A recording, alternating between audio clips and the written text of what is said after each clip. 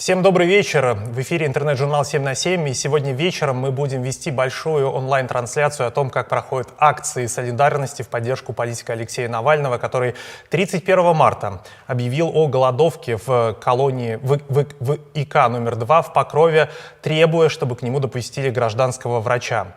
После этого его сторонники призвали людей выходить на улицы. И сегодня мы будем наблюдать за тем, что происходит в разных городах России в европейской части.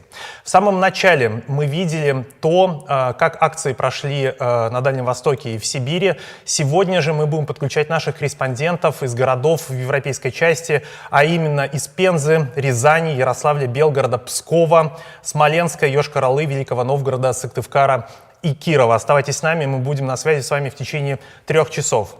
Ну и в самом начале мы бы хотели сказать, что задержание сторонников Алексея Навального продолжались с самого раннего утра.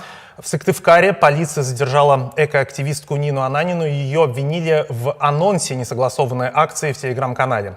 По мнению правоохранителей, Ананина сделала это под ником «Чернобыльский байбак». Чтобы установить личность автора поста, полиция воспользовалась чат-ботом QuickOsint, и правоохранители выяснили, что номер мобильного телефона, который использовался при регистрации пользователя, принадлежит именно Ананиной.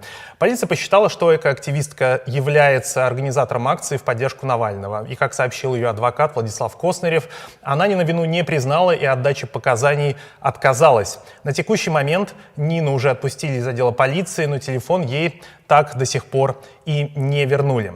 Задержания также прошли в Кургане. Там полиция пришла к девушке, координатора местного штаба Алексея Шварца. Самого Шварца правоохранители задержали днем ранее и оставили в отделе полиции на 48 часов. А в Твери суд арестовал на 4 суток координатора штаба Навального Андрея Прокудина. В Центральном РОВД правоохранители забрали у него телефон и хотели привлечь по статье «Злоупотребление свободой массовой информации» за распространение листовок «Свободу Навальному». Но в итоге составили протокол за неповиновение законному распоряжению сотрудника полиции.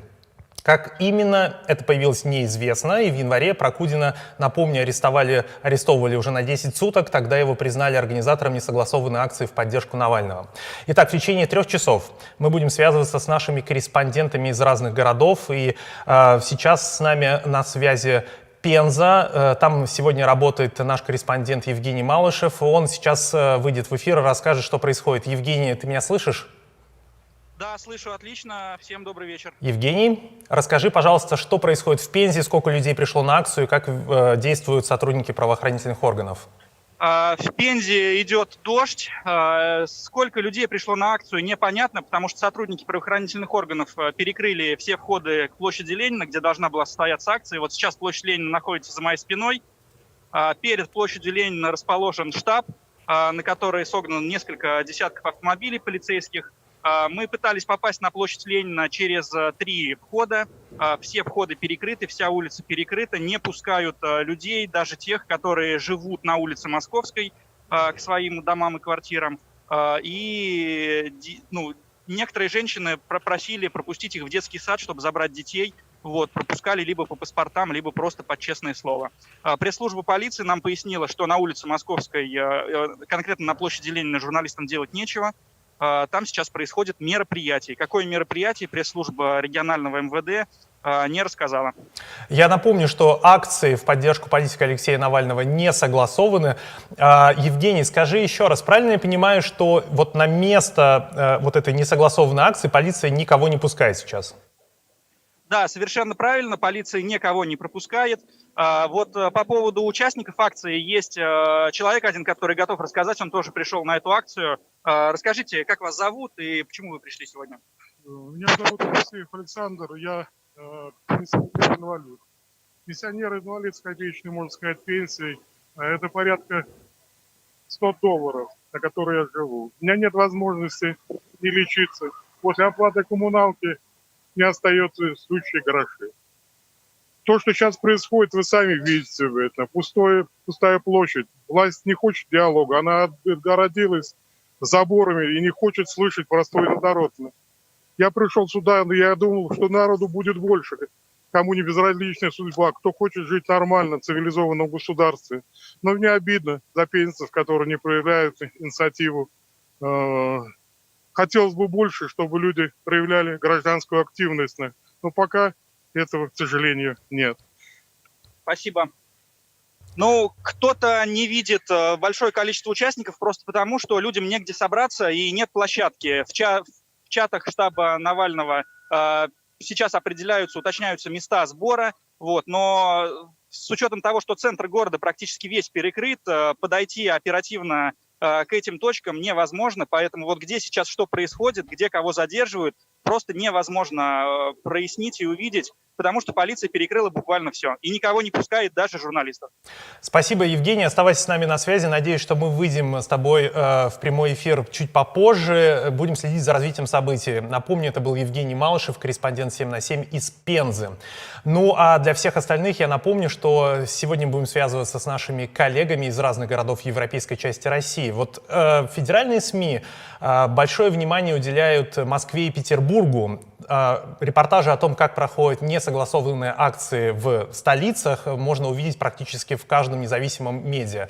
Мы же сконцентрировались на небольших городах и будем рассказывать вам о том, как ведут себя правоохранительные органы, задерживают ли они людей, сколько человек пришло. Оставайтесь вместе с нами. Ну а сейчас сбоку вы увидите QR-код, по нему вы сможете найти информацию о том, как можно поддержать интернет-журнал 7 на 7, чтобы мы продолжали делать независимую журналистику в регионах. Я продолжу рассказывать о том, что происходило в течение дня в разных городах. Например, в Кемерове полиция задержала внештатного корреспондента 7 на 7 Андрея Новашова. Его доставили в отдел полиции Южный. По оценке корреспондента, на несогласованной акции задержали уже 23 человека. В половине шестого адвокат апологии протеста Мария Янкина сообщила, что всех задержанных на акции протеста в Кемерове отпустили из отдела полиции без протоколов, в том числе и журналиста Андрея Новашова. Адвокат добавила, что полицейские даже извинились. Нечастая практика на подобных акциях, особенно когда они не согласованы. В Рязани тем временем полиция задержала активиста Алексея Борисова. Мужчина сообщил, что не собирался идти на митинг, и на текущий момент известно лишь то, что его задержали за посты в соцсети ВКонтакте. На акции протеста 31 января Борисова по его утверждению избили силовики. Мужчина тогда попал в областную больницу с переломом 3 ребер и ушибами головы. Активист попробовал возбудить уголовное дело, но в этом ему отказали. Я предлагаю сейчас вместе с вами посмотреть и послушать, что происходит в Рязани. С нами на прямой связи корреспондент 7 на 7 из Рязани Екатерина Вулих. Катя, слышишь ли ты меня? Добрый вечер.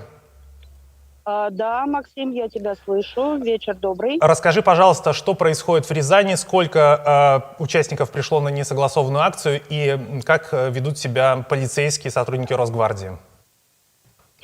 Мы находимся на той площади, на которой была объявлена акция, но здесь пока, кроме сотрудников правоохранительных органов, практически никого нет. Сотрудников правоохранительных органов очень-очень много. Просто десятки автозаков, десятки машин Росгвардии, очень много силовиков. Но людей почти нет. Те, кто есть, идут на концерт группы «Филинс», который сегодня отмечает некую дату, по-моему, 20 лет, если я не ошибаюсь, со дня образования. Собственно, пока и все. Да, спасибо, Екатерина. Я тоже предлагаю тебе оставаться вместе с нами на связи, следи за развитием событий. Надеюсь, что чуть попозже, в течение часа, мы снова выйдем с тобой на связь, и ты расскажешь, каким образом продолжалась эта несогласованная акция. Продолжаем следить за развитием событий в российских городах и регионах. В Костроме накануне несогласованной акции сторонников Навального власти решили провести обработку центральных скверов и площадей от клещей. Об этом сообщила мэрия 19 апреля. Горожан попросили воздержаться от посещения парков и скверов, и общественные места 20 апреля огородили красной лентой и наклеили на них соответствующие объявления. В Воронеже 20 апреля огородили площадь Ленина, рабочие рабочие сняли гранитную плитку и запланировали там ремонт, который, видимо, должен начаться с минуты на минуту, как это часто бывает во время несогласованных акций. Я сейчас предлагаю перейти в Ярославль, где работает наш корреспондент Александра Ешаркина. Александра, слышишь ли ты меня? Расскажи, что происходит в Ярославле и какова обстановка на месте несогласованной акции. Да, Максим, привет, слышу тебя хорошо. В Ярославле сегодня прохладно, но теплее, чем утром. Люди пока что собираются. Площадь Благоволения, центральная площадь Ярославля. Здесь такой большой транспортный узел, поэтому здесь собираются люди, которые в том числе куда-то уезжают. Поэтому сложно оценить, сколько людей. 15 минут назад здесь было больше полиции, чем кого бы то ни было еще, но сейчас люди понемногу подтягиваются. На сайте «Свободы Навального» было заявлено 3500 участников. Посмотрим, сколько их будет сегодня. Поступили сообщения о том, что уже с утра были заблокированы городские камеры на этой площади. То есть все городские провайдеры, которые обеспечивают видеосвязь, здесь они заблокировали доступ к своим видео. Также поступали сообщения о том, что у некоторых активистов были заблокированы их сим-карты, был заблокирован выход в интернет. СММ-редактор штаба Навального Юлия Махракова сообщила, что она была вынуждена временно покинуть страну в связи с угрозами повторных обысков. И к члену либертарианской партии в Рыбинске Григорию Яхонтову тоже пришли сегодня с обысками, но он не открыл им дверь. Пока что ситуация такая, посмотрим, как будут развиваться события. Спасибо, Александра. Напомню, что на связи была Александра Ешаркина, корреспондент 7 на 7 из Ярославля. Мы продолжаем нашу трансляцию. Мы сегодня следим за тем, как проходят несогласованные акции в городах европейской части России. Там работают наши журналисты. Министерство внутренних дел и другие госорганы недавно, некоторое время назад, утвердили новый порядок работы журналистов на таких акциях. Теперь журналисты должны быть в желтых жилетах с большими надписью «Пресса», с бейджиками и с распечатанным редакционным заданием. Как это бьется с законом о СМИ, в котором написано, что, к примеру, редакционное задание может быть выдано как в устной, так и в письменной форме, не поясняется. Наверное, будет каким-то образом по итогам этих акций формироваться судебно-юридическая практика. Будем разбираться с этими событиями. Мы готовы подключить следующий город. Если все нормально, то это Белгород. И на связи с нами должен появиться Андрей Шилин. Мы узнаем, что происходит в Белгороде. Слышит ли меня Андрей? Андрей, добрый вечер. Что происходит в Белгороде? Сколько человек пришло? И действует ли полиция как-то очень жестко или, наоборот, пока не предпринимает никаких действий? Да, привет. Мы в Белгороде, это Соборная площадь. Здесь очень тихо и спокойно. Будний день как будто бы сейчас. Я буду показывать, люди сидят на лавочках. Ну вот я подошел к ним, спросил, для чего. Они сидят именно в точке, где запланирована акция. Они сказали, что просто отдыхают, потому что сегодня замечательный вечер. В целом ничего не происходит. Полицейские на акции присутствуют, вернее, на не состоявшейся пока еще акции. Здесь несколько машин. Я видел автобусы неподалеку стоят с, предположительно, видимо, сотрудниками полиции. Они ходят по двое, так прогулочным шагом, смотрят, контролируют. Здесь небольшая пробка на улице, но, видимо, это связано с тем, что вечер буднего дня. Вот такая история из Белгорода. Андрей, спасибо огромное. Оставайся с нами на связи. Надеюсь, что мы вместе сможем проследить за тем, чем закончится эта несогласованная акция. Я напомню, что ни один муниципалитет, ни одни местные власти не согласовали акции солидарности в поддержку с политиком Алексеем Навальным. Любые призывы запрещены к участию в этих акциях. Мы тоже следуем, естественно, этому закону. Мы просто продолжаем наблюдать за тем, что происходит в разных городах. Я напомню, что вы можете поддержать работу 7 на 7. Мы делаем независимую журналистику в регионах. Вот сейчас сбоку от меня появился QR-код. Вы, если наведете на него свой телефон, то сможете узнать, как можно поддержать нашу работу, оформив ежемесячное пожертвование. С нами на связи, напомню, что будут корреспонденты из Смоленска, Йошкар-Олы, Великого Новгорода, Сыктывкара и Кирова. С нами на связи Дмитрий Степановский, он работает в центре Сыктывкара. Дмитрий, расскажи, пожалуйста, что ты днем сегодня видел в центре Сыктывкара и каким образом собираются сторонники Навального, что происходит, как ведут себя представителей полиции. Да, привет. Я сейчас нахожусь на Стефановской площади, это центр города. Здесь сегодня часть площади отдали под дорожное движение, хотя предупреждений никаких не было. То есть сегодня здесь катаются машины. Сегодня в Сыктывкаре задержали 2 людей. Первый — это активистка Нина Ананина. Якобы в одном из чатов Телеграма она опубликовала пост об анонсе акции. Второй человек, которого задержали, это руководитель. Это активист Алексей Коллегов. Сейчас на площади нет никого. Ну, в смысле, есть много полиции. Здесь у нас стоят леера. Во дворах стоят 2 автозака с росгвардейцами. Очень много полиции, очень много ДПСников, которые регулируют движение. Массово людей сейчас нет. Единственное, кучкуется много молодых ребят вокруг самой площади, где я нахожусь. Дмитрий, спасибо. Я попрошу тебя, если в следующем включении, если ты найдешь кого-то из участников акции, кто будет готов поговорить с тобой, рассказать, зачем он туда пришел, пожалуйста, выведи этого человека в эфир, и мы тогда сможем узнать о мотивах, о мыслях этих людей, которые все-таки решили выйти, несмотря на запреты и на то, что акции не согласованы в разных городах.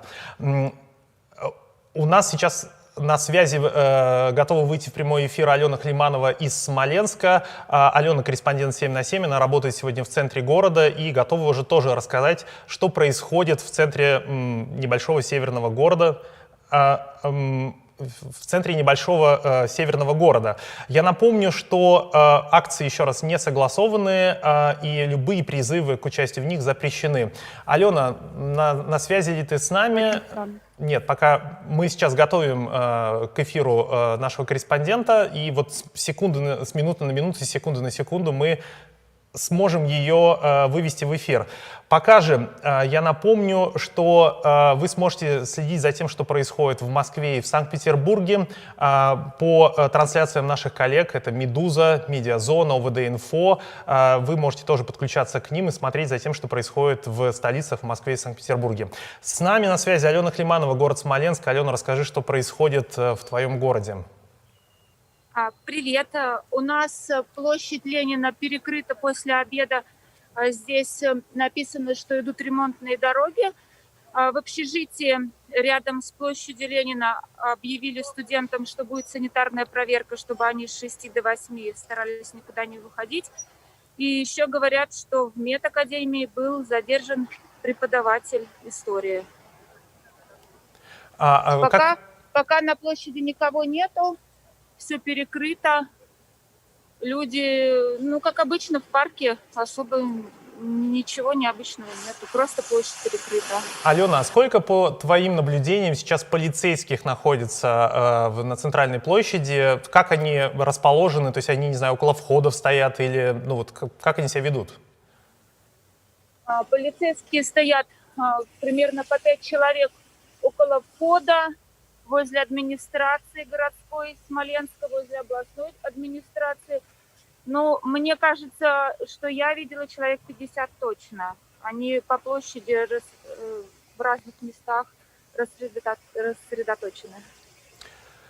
Спасибо, Алена. Оставайся с нами на связи. Будем ждать развития событий. А у нас готово короткое видео о том, что происходило в Пензе. Мы сейчас подготовим это видео к эфиру и посмотрим, что же будет в Пензе, как происходила подготовка к этому эфиру в Пензе. Давайте посмотрим вместе с нами это короткое видео. Товарищ полковник, можете представиться? Пресс-служба спрашивает. Вот мы снимаем на видео, сотрудники полиции не представляются, просто отворачиваются демонстративно и не говорят ничего. Препятствуют выполнению служебных обязанностей журналиста.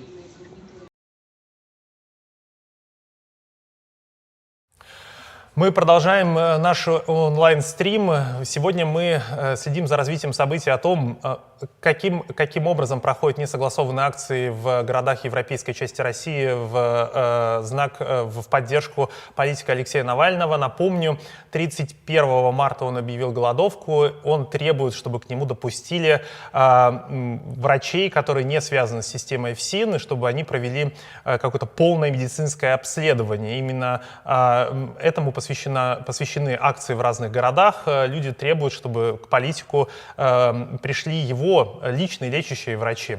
Что происходит в Йошкар-Оле, Республика Марий Эл, нам расскажет корреспондент 7 на 7 Наталья Петрова. Она с нами Нет, Наталья Петрова будет чуть попозже с нами на связи. Мы продолжаем в эфир. Наталья только что сообщила, что будет готова выйти на связь буквально через секунд 5. Наталья, слышишь ли ты меня? Расскажи, что происходит в Йошкар-Оле. Слышу вас. Слышите ли вы меня? Да-да-да, рассказывай, что в Йошкар-Оле, сколько полицейских, сколько участников, как ведут себя сотрудники правоохранительных органов? Полиции очень много вообще во всем городе. Я сейчас нахожусь на центральной площади, за мной видны уже автозаки. Автозаки расположены буквально по периметру всей площади, но формально на площадь можно пройти. В чате активистов Навального большое недовольство, потому что никто не знает, где точно пройдет акция. Предположительно, будут собираться во дворах и двигаться по бульвару в сторону парка. Но там тоже сейчас полиция, и нет точной информации, сколько будет участников, смогут ли они вообще присоединиться к акции. То есть все сложно. Наташа, расскажи, а ты была на акциях в январе 23 и 31 числа? Была ли у тебя возможность проследить за тем, как они проходили, и как они отличаются с тем, что происходит сегодня в Йошкар-Оле? 23 января у нас была очень многочисленная акция, очень сложно оценить, сколько было человек, но около 1000 наверняка выходило. Это было как раз на этом месте, на площади Ленина была акция, и полиция вела себя предельно корректно, хотя некоторых людей задержали. Один из молодых людей пытался развернуть на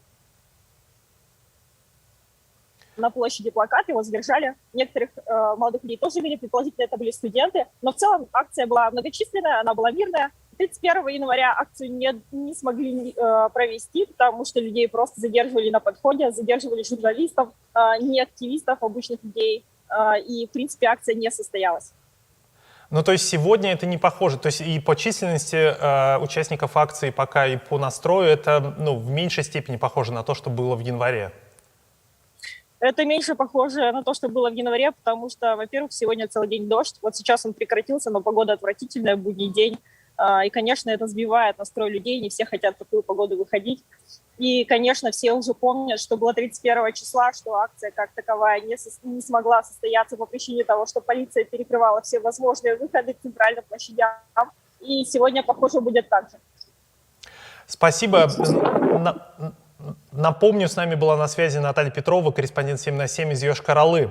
Я же зачитаю вам последнюю информацию о том, как проходят акции в городах. По информации штаба Навального в Кемерове на связь вышел активист Михаил Алферов. Ранее сообщалось, что Михаил отправился на акцию и перестал выходить на связь. С ним все в порядке, говорится в телеграм-канале штаба. В Сыктывкаре полиция задержала активистку Юлию Посевкину. На нее так же, как и на Нину Ананину, составили протокол за организацию несогласованного митинга, за репост анонса акции в поддержку Алексея Навального. Полиция также задержала и Елену Гулину. Перед задержанием она успела позвонить знакомой, сейчас связи с ней нет. Информацию о задержании Юлии Посевкиной нужно перепроверить. Это я обращаюсь к нашим коллегам, потому что Юля находится дома, она на больничном. Мне сложно представить, чтобы ее вывезли из дома, потому что она на больничном находится. Вряд ли это было задержание, но во всяком случае полицейские приходили к ней домой. По данным издания «Знак», в Кургане завершилась несогласованная акция в поддержку Алексея Навального. В сообщении говорится, что на зачищенной полицией площади Ленина людей уже нет, остались журналисты и полицейские. В прошедшем митинге из активистов принимала участие только 18-летняя координатор местного отделения движения «Весна» Анастасия Касьянова, которая стала первой задержанной на акции. Представители штаба Навального корреспондент «Знака» не увидел. Остальные, пришедшие на митинг, рядовые жители Кургана и сочувствующие политику Алексею Навальному. Сейчас мы с вами перемещаемся в Великий Новгород. С нами должен на связь выйти корреспондент 7 на 7 Алексей Собельский. Алексей, слышишь ли ты меня? Расскажи, что происходит в Великом Новгороде. Привет. У нас в Великом Новгороде сейчас все довольно спокойно. Не сказать, что прям собираются толпы народу. Возможно, несколько десятков человек ходят вокруг площади. Тут видно, что есть люди. нету каких-либо силовых отрядов, то есть обычные полицейские ходят по площади, но очевидцы говорят, что во дворах вокруг поставлено очень много техники, автозаки, автобусы. Ага, Алексей, а ты можешь тоже сравнить, похожа ли акция, которая сегодня проходит, на те мероприятия, которые были в январе 23 и 31 числа? Сколько людей, сколько полиции, как, собственно, ведут себя полицейские? Ну, в январе, 23 января было очень много у нас людей, наверное, человек 400-500 по сообщениям в СМИ, но многих эта ситуация в целом по стране и с судами, которые были после первого митинга, напугала, и 31 числа пришло очень мало народу, там, дай бог, может, 100 человек было. Вот.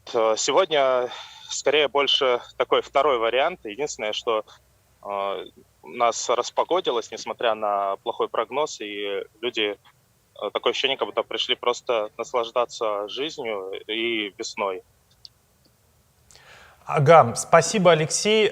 Если у тебя получится в дальнейшем пообщаться с кем-то из пришедших на эту несогласованную акцию, пожалуйста, будь на связи с нами. Мы хотим послушать голоса людей, которые не побоялись прийти на акцию, понимая, что, возможно, потом будет какая-то административная или даже уголовная ответственность. У нас готово видео из Кургана. Я буквально несколько минут рассказывал о том, как там задерживали активистов, членов движения «Весна». Давайте посмотрим это короткое видео и поймем, что там происходило.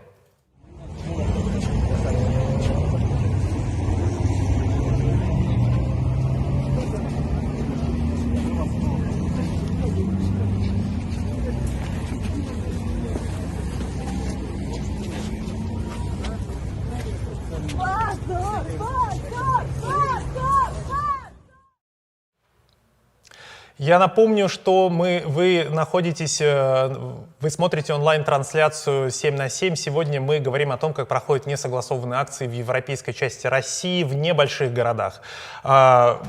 Про Москву и про Петербург рассказывают наши коллеги из нескольких ведущих СМИ. Это и «Новая газета», и «Медуза», и ОВД-Инфо. Вы также сможете смотреть их трансляции. Большой эфир на телеканале «Дождь». Ну а мы же концентрируемся на небольших городах и рассказываем о том, что происходит в этих городах.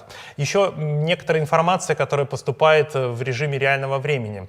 Правозащитная организация «Апология протеста» сообщила о том, что в городе Гдов Псковской области задержали журналиста Константина Горожанка. Его обвинили в организации сегодняшней акции за пост во ВКонтакте. В протоколе полицейские назвали соцсеть средством массовой информации. Горожанка повезли в суд. Задержания также прошли и в Архангельске. Там задержали активистку штаба Навального Ольгу Кузнецову и активиста Владимира Когута. В Липецке задержан координатор штаба Навального Илья Данилов. В Ижевске известно как минимум о 20 задержанных. Местные телеграм-каналы сообщают, что акция в городе подходит к концу. В Оренбурге, по предварительным данным, обошлось без задержаний. Там на акцию вышло около 250 человек. Свидетели акции сообщают, что участники аплодировали полицейским за то, что они никого не задержали. По состоянию на 18:30 издание ОВД-Инфо сообщило о том, что по всей России в связи с акциями в поддержку Алексея Навального уже задержаны 285 человек.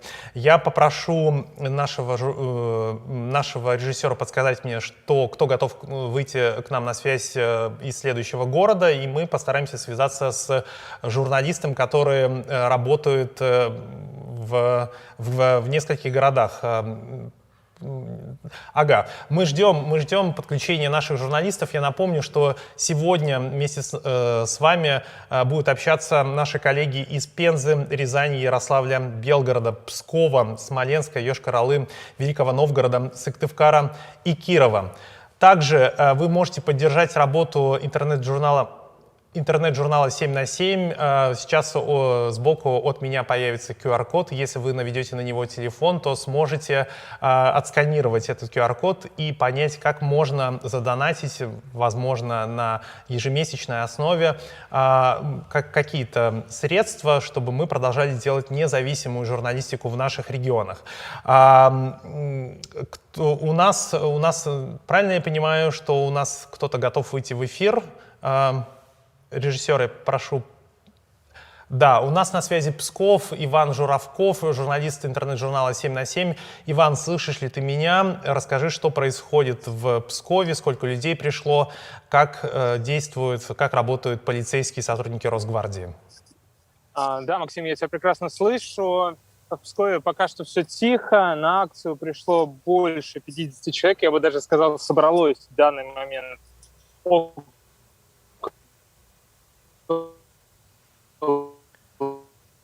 Как вы видите, у нас иногда возникают технические, Иван, у нас иногда возникают технические проблемы, связь прыгает. Да, расскажи еще раз, расскажи, пожалуйста, что происходит с самого начала в Пскове.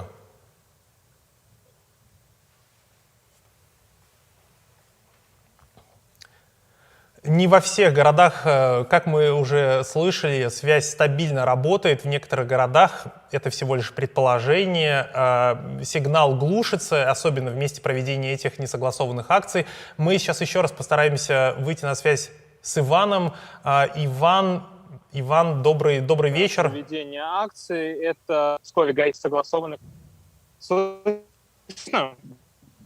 Давайте мы попробуем еще раз подключить Ивана. Пожалуйста, уберите его из эфира, проверьте связь. Мы будем продолжать выходить на связь и рассказывать о том, что происходит в этих городах. Я напомню, что задержания уже произошли в городах, где акции завершились. Это преимущественно города Дальнего Востока и Сибири. В других, в европейских городах полиция оцепила центральные площади, на которых приглашали участников акции. Напомню, что акции не согласованы, и мы по закону не имеем права, естественно, призывать кого-то приходить на них. Мы просто информируем о том, как проходят эти акции сразу в нескольких городах. Значит, напомню, что ОВД-инфо дала цифру буквально полчаса назад, что во всех городах на акциях в поддержку Навального задержали уже 285 человек. Мы по итогам прошлых акций знаем, что это, возможно, не точная цифра, это только те люди, которые уже сообщили координаторам ОВД-инфо о своем задержании из автозаков или из отделов полиции, но опыт показывает, что их количество может возрасти и даже кратно, и увеличиться до нескольких сотен, а то и тысяч. В прошлый раз было задержано несколько тысяч человек. Мы возвращаемся в Великий Новгород. У нас на связи Алексей Собельский. Снова, Алексей, расскажи, что... Да, Алексей выйдет буквально через 10-15 секунд с нами на связи, будет с нами на связи и расскажет, как продолжается протестная акция в Великом Новгороде и, возможно, там уже случились какие-то задержания, или Алексей сможет поговорить с кем-то, кто пришел на акцию. Алексей, добрый вечер. Слышишь ли ты студию 7 на 7? Нет, пока что... Да, мы свяжемся с Алексеем Собельским чуть попозже. Мы работаем в прямом эфире. Как я уже говорил, связь иногда прыгает, а наши корреспонденты работают в поле и зачастую отбиваются, в том числе от сотрудников правоохранительных органов. Все журналисты, которые работают на акциях, теперь на несогласованных акциях должны носить отличительные знаки. Это большой желтый жилет с надписью «Пресса», которая должна располагаться спереди и сзади, отдельный бейджик и еще редакционное задание. Некоторые представители, некоторые правозащитники, в частности, Совета по правам человека, предлагают еще, чтобы у журналистов были специальные QR-коды, которые могли сканировать полицейские, но мы помним, что никакие жилеты и никакие редакционные задания и бейджи не спасали многих журналистов во время акции в январе этого года. Журналистов задерживали. Возможно, это происходило просто для того, чтобы журналисты не смогли присутствовать во время акции в центре событий и просто рассказывать о том, что происходит. Журналистов отводили в автозаки, проверяли документы и через сколько-то минут, а в некоторых случаях и через несколько часов их отпускали из автозаков, когда акция уже была завершена. Фактически работа журналистов была сорвана. Сегодня пока что мы имеем только один сигнал из Кемерово, где задержали внештатного корреспондента 7 на 7, но потом его отпустили. Как будут дальше работать журналисты на этих акциях, будут ли задержания, мы расскажем обязательно об этом чуть попозже.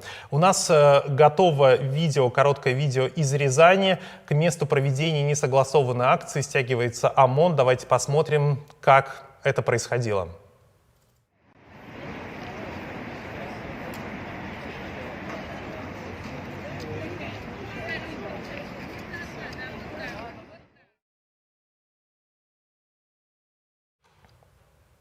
Мы возвращаемся в эфир, и я коротко расскажу о том, что происходит и в других городах. Мы следим за тем, как работают наши коллеги. В частности, «Медуза» сообщает, что штаб Навального в Екатеринбурге заявил об участии в шествии 13 тысяч человек.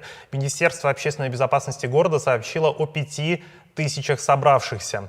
Задержание происходит и в Ижевске, и «Медуза» также публикует видео этих задержаний.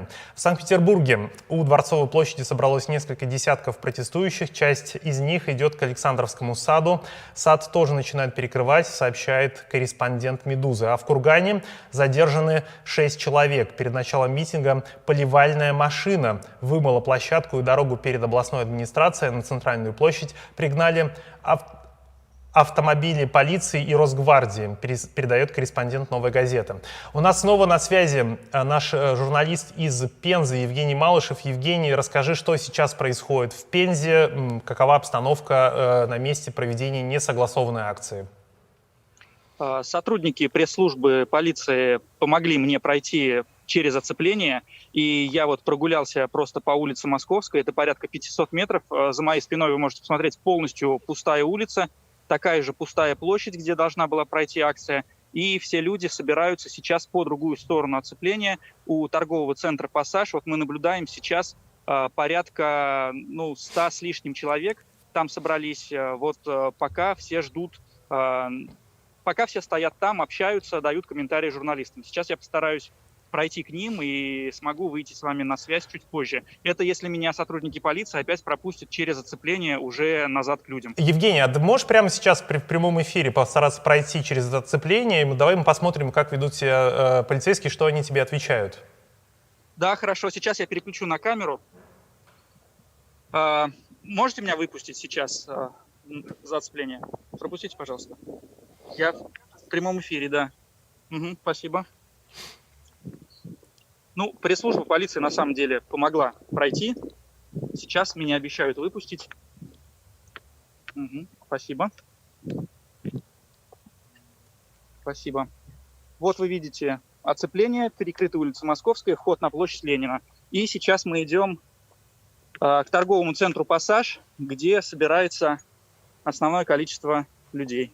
Евгений, если будет такая возможность, поговори, пожалуйста, с кем-то из тех, кто пришел туда на акцию. Если люди согласятся поговорить, узнай, что они думают по поводу этой несогласованной акции и их мотивы, почему они решили все-таки, несмотря на, опять же, угрозу, потенциальную угрозу административной ответственности или даже уголовной ответственности, прийти туда и высказать свое мнение. Я могу прямо сейчас спросить, вот Павла Барабанщикова вижу, он активист КПРФ был. Павел, готов рассказать, почему ты сюда пришел? На самом деле мне очень интересно, и мне просто надоело уже эти новости смотреть, читать. Наши политзаключенных пытаются все это, скажем так, прямо. Я пришел поддержать просто людей, за своей позиции. Тем более таких мероприятий не было очень давно.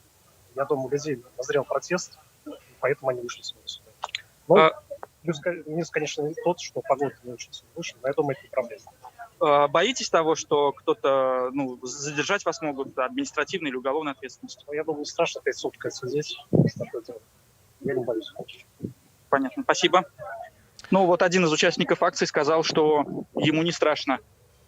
Евгений, спасибо огромное. Оставайся с нами на связи. Мы надеемся, что ты еще выйдешь в прямой эфир и расскажешь, чем завершилась эта несогласованная акция. Мы продолжаем следить за развитием событий. Напомню, что мы подключаем наших журналистов. Они работают в нескольких городах центральной части России, европейской части России. Мы следим за тем, как задерживают активистов, как их предупреждают о том, что им нельзя участвовать в несогласованных акциях. В Уфе задержали 32 человека, сообщает ОВД-Инфо. Среди них журналист уфа1.ру Артем Супонькин, несмотря на наличие редакционного задания и жилетки пресса. По данным издания, задержанных отправляют в автобусы «Башавтотранс», 2 из которых уже заполнены до отказа. С нами на связи Андрей Шилин. Андрей, добрый вечер. Расскажи, пожалуйста, что происходит в центре твоего города, что сейчас происходит? Где ты находишься? В Белгороде, центральная площадь Белгорода. Здесь заметно больше людей по сравнению с началом акции, когда мы только подключались к эфиру. Здесь появились люди с плакатами вот за свободу Навальному, и вот человек, мужчина с флагом России. Людей заметно больше. Я сейчас попробую дать общую картинку. Вот так это выглядит. Много журналистов, сотрудники правоохранительных органов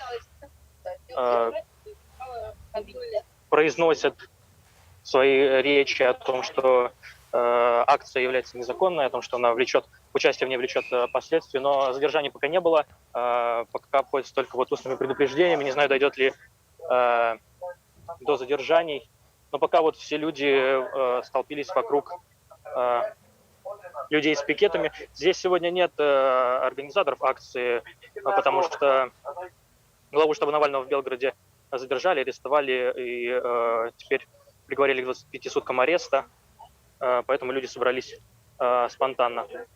Андрей, ты можешь подойти к кому-то из участников акции и узнать, почему они пришли туда, какие у них мысли о том, что там происходит, и вообще, что они думают о том, как проходит заключение политика Навального, и что они ожидают от российских и городских властей?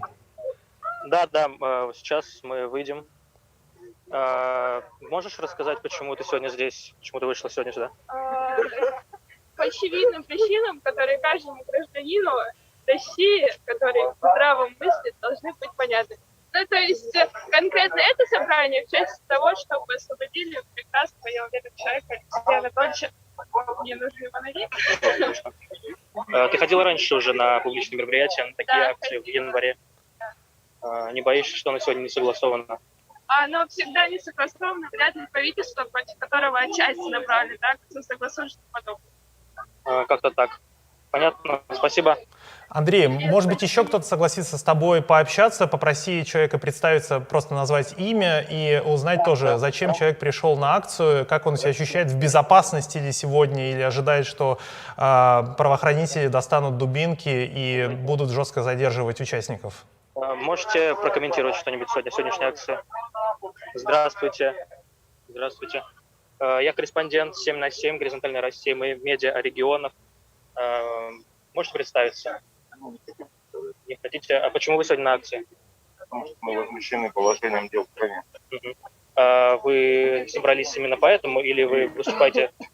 Мы хотим выразить солидарность свою с человеком, которого не держат в тюрьме не за что, избивают. Мы возмущены властей. Как вы оцениваете сегодняшнюю акцию, в принципе? Я оцениваю. Народ запуган, продавлен. Ходят, пускают, призывают друзей. Все люди боятся. Понял, спасибо. Спасибо. Спасибо. С нами на связи был Белгород, корреспондент 7 на 7 Андрей Шилин. Оставайся с нами на связи. Надеюсь, что у вас будет без серьезных задержаний и без насилия сегодня во время несогласованной акции. Мы возвращаемся в Рязань. С нами на связи корреспондент 7 на 7 в Рязани Екатерина Вулих. Она уже была сегодня с нами в эфире. Пока Катя готовится к эфиру, я сообщу, что штаб Навального в Ярославле сообщил о задержании заместителя координатора штаба Артура Сидорова. В Тюмени известно о 15 задержанных участниках протестной акции. И в Костроме на площади Мира, где мэрия решила провести обработку от клещей, собралось около 50 человек. Вокруг площади стоят полицейские машины, неподалеку от нее припаркован автозак, и на данный момент полиция никого не задерживала. Екатерина, Екатерина Вулих из Рязани. Мы сейчас попросим режиссера подключить ее к нам в эфир, чтобы узнать, как продолжается протестная акция. Сторонники Навального в Брянске сообщают, что уже целые сутки ничего не известно о судьбе экс-координатора штаба Александра Маркина. В 0 часов 20 минут он сообщил, что его задержали на выезде из города, а сотрудники центра отвезли его в отдел полиции. В Пскове корреспондент 7 на 7 сообщил, что акцию в гайд-парке, туда на акцию пришло около 100 человек, и такую цифру приводит нам корреспондент из Костромы. Все-таки мы постараемся сейчас связаться с Рязанью. Екатерина Вулих, корреспондент из Рязани, должна сейчас появиться с нами на связи. Екатерина, проверь микрофон, и мы ждем от тебя сообщений и рассказа о том, что же происходит в центре замечательного старого русского города Рязани. Екатерина? Екатерина, дайте нам еще минуту-две, мы настроим связь с Екатериной, и мы сможем узнать у нее, что у нее происходит. Пока же вернемся к сообщениям наших коллег, которые следят за развитием событий. Вот, например, в Санкт-Петербурге, сообщает «Медуза», на Сенатской площади со стороны Исаакиевского собора стоят протестующие, а со стороны воды силовики, передает корреспондент «Медузы». На площади находится, по его оценке, не менее 1000 участников акции. Полицейские ходят, предупреждают об ответственности. Люди продолжают идти к Сенатской площади. Наконец-то с нами на связи Рязань, Екатерина Вулих. Катя, добрый вечер. Расскажи, что происходит на данную минуту в Рязани. Сейчас 19 часов и 17 минут.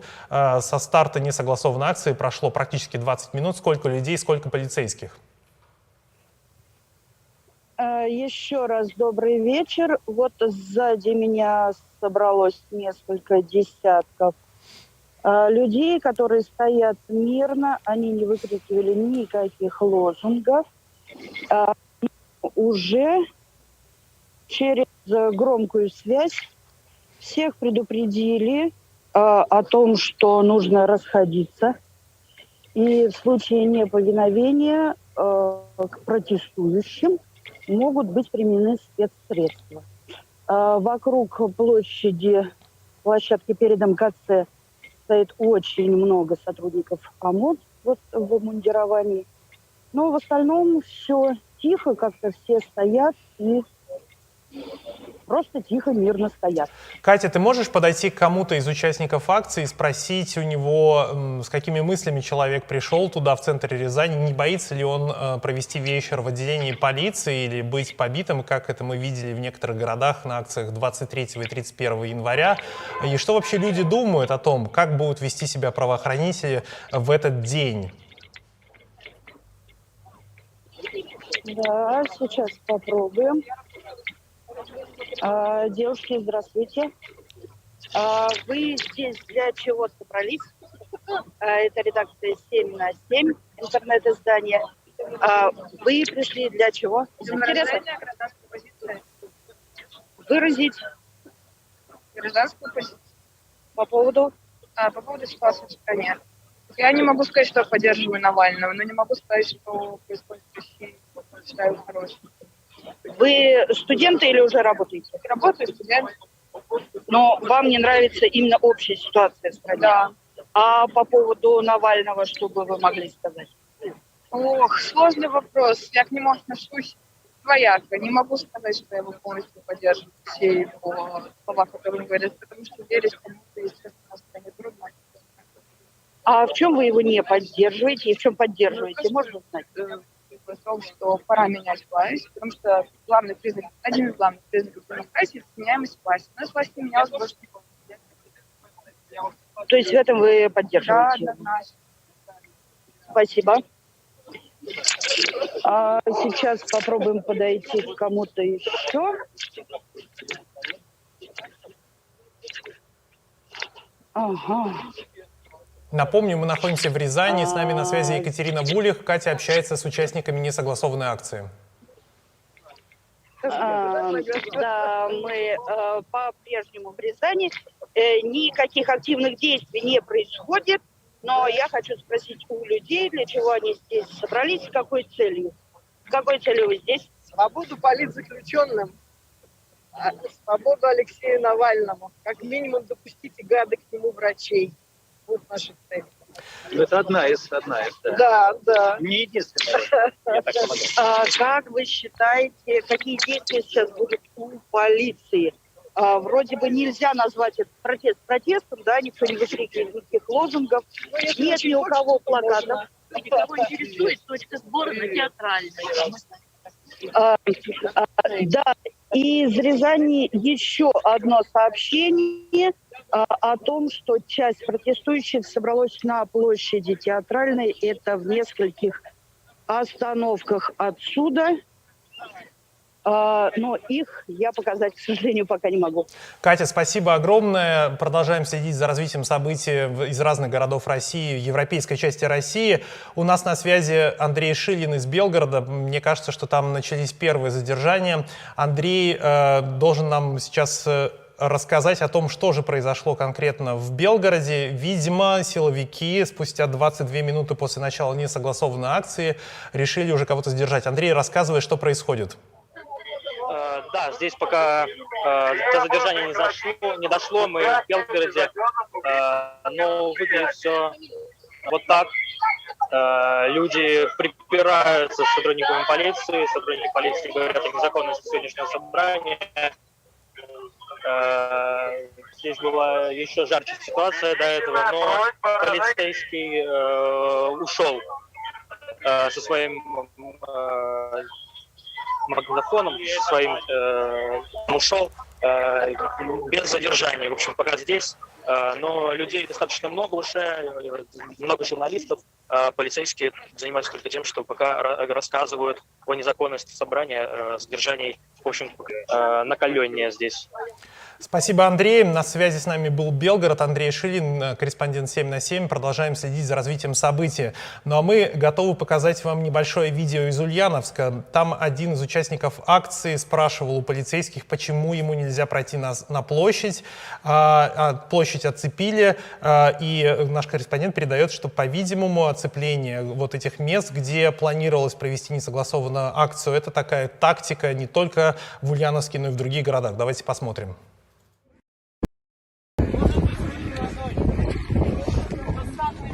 Скажите, почему здесь вот эта металлическая штука? Почему? Мы возвращаемся в прямой эфир интернет-журнала 7 на 7. Сегодня в течение вечера мы рассказываем о том, как проходят несогласованные акции в некоторых городах европейской части России. С нами на связи около 10 корреспондентов из Кирова, Пскова, Белгорода, Великого Новгорода и других городов.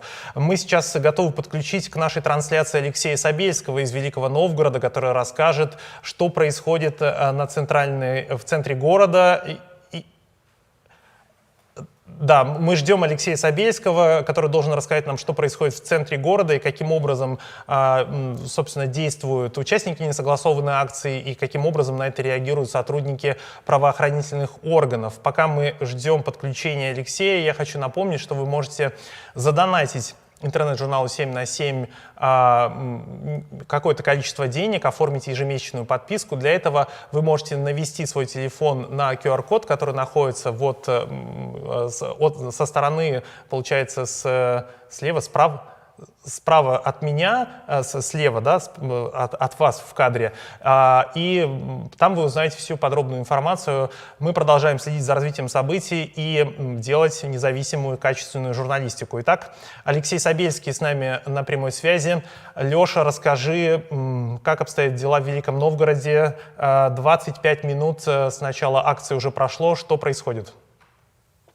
Ну, где-то примерно в 19:00 действительно пришли люди, ну, то есть они собрались на площадь после того, как пришли две пожилые женщины с плакатами и встали в одиночные пикеты.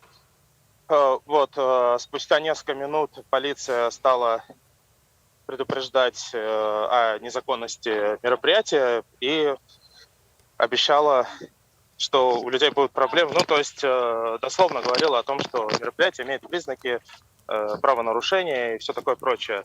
Вот. Я думаю, стоит показать, что происходит здесь. Сейчас пока все затихло. Вот, сложно сказать, сколько действительно народу. Алексей, ты можешь подойти к кому-то из участников и спросить, как его зовут, почему человек пришел на эту несогласованную акцию, боится ли он, что после самой акции будут какие-то последствия в виде административного преследования или даже, возможно, уголовного преследования, что человек думает о том, что происходит с политиком Алексеем Навальным в исправительных колониях Владимирской области. Сейчас я попробую найти кого-нибудь, кто готов говорить, потому что не всякий готов говорить. Многие говорят, что они пришли сюда погулять. Вот у нас можем подойти к женщине. Можете дать нам комментарий по поводу сегодняшней ситуации, почему вы сюда пришли? Я сюда пришла?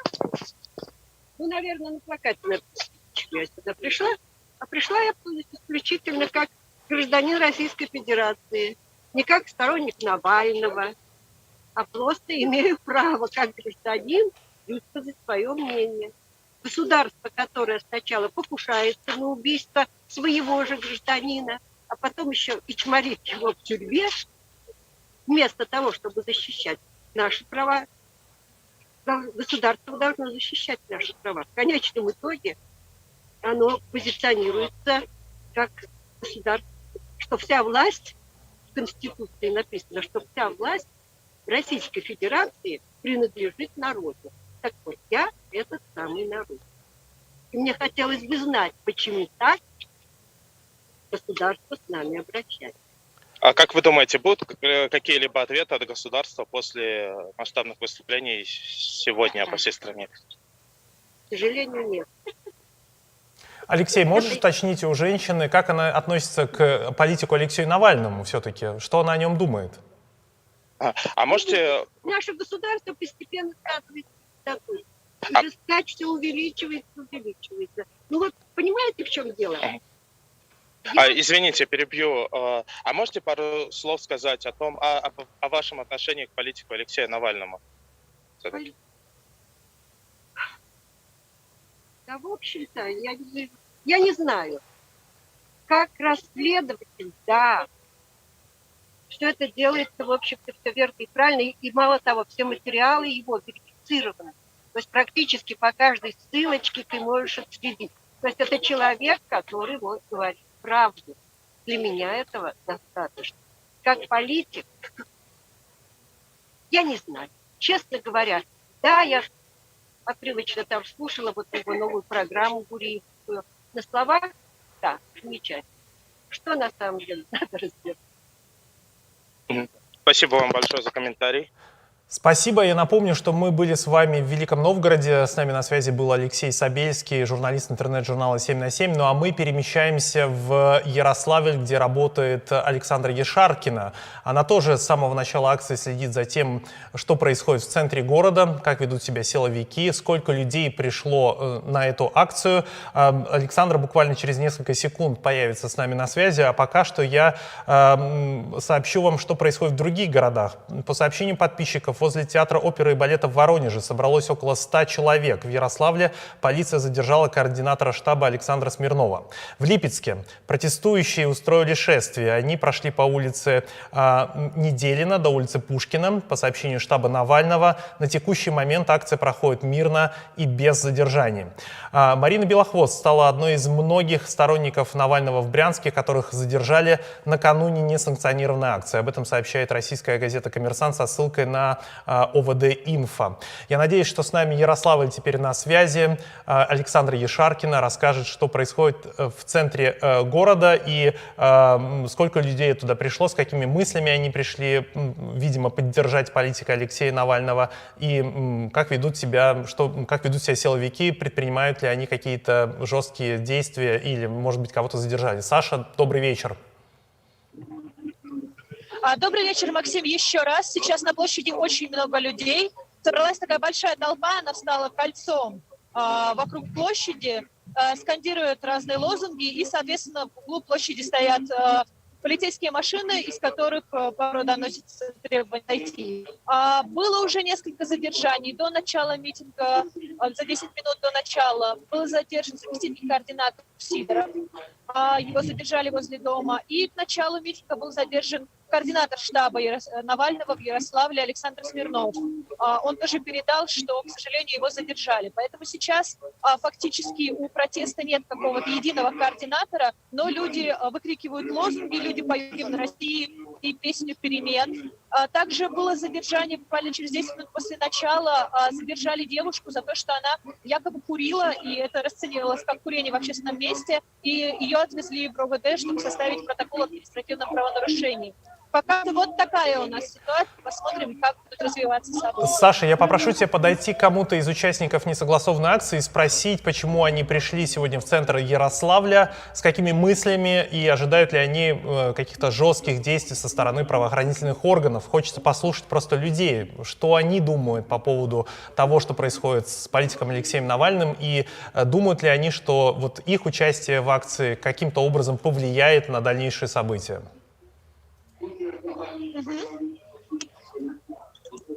Вот я сейчас рядом с участниками митинга. Ребят, расскажите, пожалуйста, почему вы сегодня здесь? Всем привет! Мы здесь, как и все ярославцы, активные. Мы просим, чтобы власти допустили врача до Алексея Навального. Алексею Навальному сейчас приходится очень тяжело. Он страдает из-за последствий отравления новичком, находится сейчас незаконно в тюрьме, удерживается российским государством, и ему не дают по закону положенного врача. Мы требуем допуска врача к Алексею Навальному. Спасибо. Люди начали аплодировать, кричать Путина в отставку. Да, Саша, спасибо огромное. Оставайся на связи, следи за развитием событий. Насколько я понимаю, сейчас мы готовы вернуться в Пензу. В Пензе работает наш корреспондент Евгений Малышев, и он расскажет, каким образом продолжается акция в Пензе. Пока мы подключаем Евгения, я расскажу вам, что в Ивановской области на митинг вышли жители города Кинешма. Один из участников держал плакат «Свободу Алексею Навальному». И стоит отметить, что это относительно небольшой город. Там живет около 80 тысяч человек. В Мурманске, по данным «Новой газеты», на акцию вышло около 100 человек. На улицах дежурят машины полиции и Росгвардии. Сотрудники полиции подсаживаются к сидящим на лавочках молодежи и сообщают о несанкционированном характере акции, сообщает газета. В Архангельске задержали координатора штаба Елизавету Бычкову. Мы возвращаемся в Пензу. Евгений Малышев, корреспондент 7 на 7, с нами на связи. Евгений, расскажи, что сейчас происходит в Пензе, какова обстановка в центре города? Собралось порядка 150 человек у торгового центра «Пассаж». Все они включили фонарики. Вот из-за того, что дождливая погода, очень многое фонит, но можете увидеть, что вот очень многие люди стоят с включенными фонариками на сотовых телефонах. Ничего пока не происходит. Люди просто включили фонарики, стоят, общаются друг с другом, обсуждают последние события в стране. Евгений, можешь еще раз подойти к кому-то из участников акции и спросить, что они думают, собственно, про саму акцию и про то, каким образом ведут себя сторонники Алексея Навального, которые призвали выходить на несогласованную акцию, и о действиях самого политика, который объявил голодовку? Да, сейчас я попробую. Вот у нас есть Гайне. Представьтесь, пожалуйста, как вас зовут? Здравствуйте, меня зовут Гайне Королева, и я сейчас на самом деле уже говорила, что немножко расстроена, что нас не очень много, но я рада, что даже дождь не остановил. И на самом деле, как говорили уже тоже до меня, большое счастье, что есть возможность выйти, высказать свое мнение. И я сегодня буквально читала пост Юлии Навальной о том, что хорошо, что нет фотографий Навального, потому что это очень страшно, когда кожа, да, так сильно натянута на череп. И я бы, наверное, если бы увидела такое фото, очень сильно плакала. И большая благодарность каждому, кто сегодня здесь. Вместе мы сила. Как вы считаете, может ли повлиять вот выход людей на положение Алексея Навального? Не могу сказать на этот вопрос какой-то конкретный ответ, но точно могу сказать, что сидение попой на диване точно ничему не поможет. Понятно, спасибо большое. Евгения, ты можешь примерно оценить численность силовиков, которые находятся сейчас в центре Пензы? Ну, я думаю, что их гораздо больше, чем людей, которые стоят вот здесь на этом пятачке у торгового центра «Пассаж». Но порядка 200 человек точно есть. И правильно понимаю, что вот на данную минуту, вот 36 минут с начала старта несогласованной акции, еще пока не было таких серьезных задержаний или там предупреждений через громкоговоритель о том, что нужно срочно разойтись и прекратить мероприятие? Предупреждений через громкоговоритель я точно не слышал. И никаких столкновений и задержаний с вышедшими людьми полиция тоже не предпринимает. Люди просто стоят и ничего, ну, люди просто стоят, чего-то ждут, общаются друг с другом, и полиция также на них смотрит и также стоит, общается друг с другом. Спасибо. С нами на связи был корреспондент 7 на 7 из Пензы Евгений Малышев. Продолжаем следить за развитием событий. Ну а прямо сейчас мы готовы вам показать короткое видео из Чебоксаров. Там люди гуляют по центру города, они выкрикивали «Свободу», и вместе с ними, значит, прогуливались полицейские вместе с громкоговорителями, как это было прямо сейчас в эфире нашего стрима.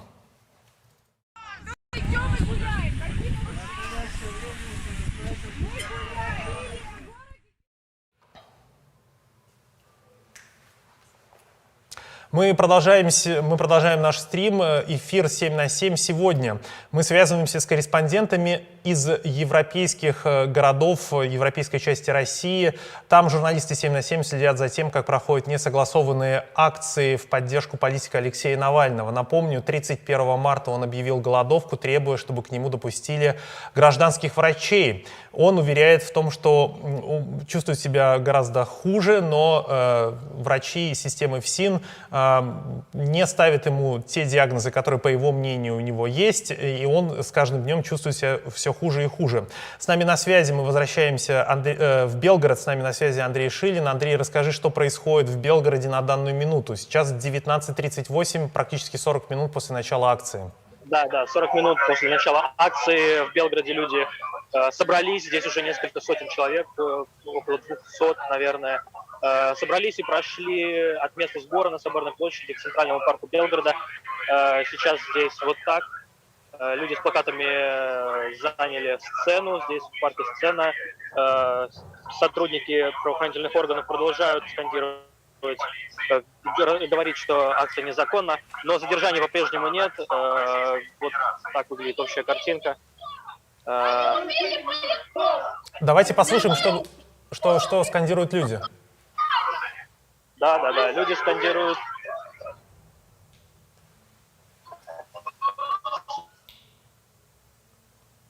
Свобода Навальному.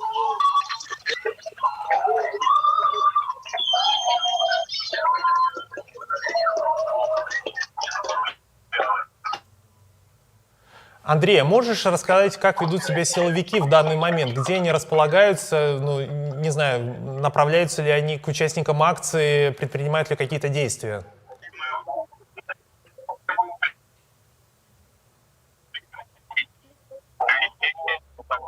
Да, как я Центральный парк.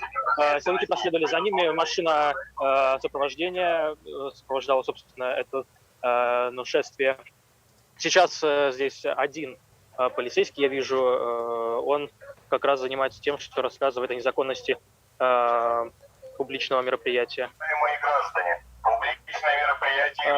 Сейчас здесь несколько машин также вот. И связь у нас иногда прыгает, она не всегда стабильная. Мы помним сообщения наших корреспондентов о том, что в некоторых... По-моему... Да, что в некоторых городах наверняка стоят либо глушилки, либо сигнал каким-то образом прерывается. Андрей, я предлагаю быть с нами на связи. Вот я слышу, как полицейские через громкоговорители предупреждают о том, что акция не согласованная. Да, обычно после таких вот, значит, предупреждений через какое-то время участников таких акций, значит, начинают задерживать. Андрей, ты можешь рассказать, как все начиналось все-таки в Белгороде? Все же мирно начиналось, да? Да, начиналось все мирно, и сейчас все мирно. В самом начале акции около 7 часов вечера было очень мало людей.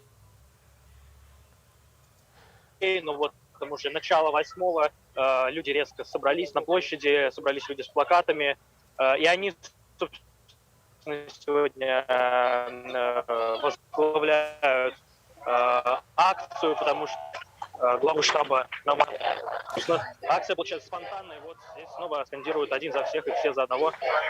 Да. Пока задержаний нет. Спасибо, Андрей. Оставайся с нами на связи. Давайте мы посмотрим короткое видео, как начиналось шествие в Белгороде. Это буквально 12 секунд, и вы сможете посмотреть, как вели себя участники несогласованной акции и что делали полицейские в этот момент. Свободу Алексею Навальному! Свободу Алексею Навальному! Свободу Алексею Навальному! Свободу Алексею Навальному!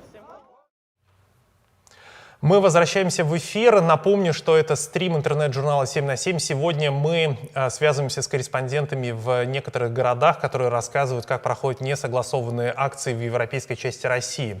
Пока же я сообщу, что в Геленджике, неподалеку от которого находится тот самый дворец Путина, про который команда Навального сняла большое расследование, протестующие устроили шествие, они скандировали врача Навальному. Об этом передает «Медуза». В Сочи собралось около 100 человек, все кафе поблизости закрыты, уже задержали 8 человек, сообщил журналист Дмитрий Окрест, который, собственно, сейчас находится в Сочи.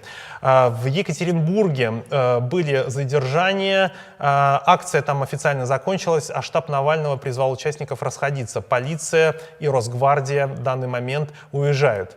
Неизвестные распылили перцовый газ в подземном переходе через Тверскую улицу, пишет ТАСС. Корреспонденты проекта отмечают, что от него начинается кашель и щиплет в носу. К врачам пока никто не обращался. Мы же возвращаемся в Пензу. С нами работает корреспондент Евгений Малышев. Евгений, расскажи, что происходит сейчас в центре Пензы. В центре людей, которые собрались, порядка 200 человек, собрались в торговый центр «Пассаж». Здесь уже начались выступления. Сейчас я вам сделаю трансляцию. Поймите одно, мозги должны быть, ребят, не интернет. Вообще, вот, вы понимаете, вот... Отлично, девушка. Я буду рада, чтобы у вас тоже был 20 лет брака и вообще всего. По-моему, прописной. Вот. И если хотите... Легко. Люди говорят о жизни, о том, на что хватает и на что не хватает денег. И по выводам одной из девушек... Картинка у нас зависла. Нет, появилась снова. Евгений...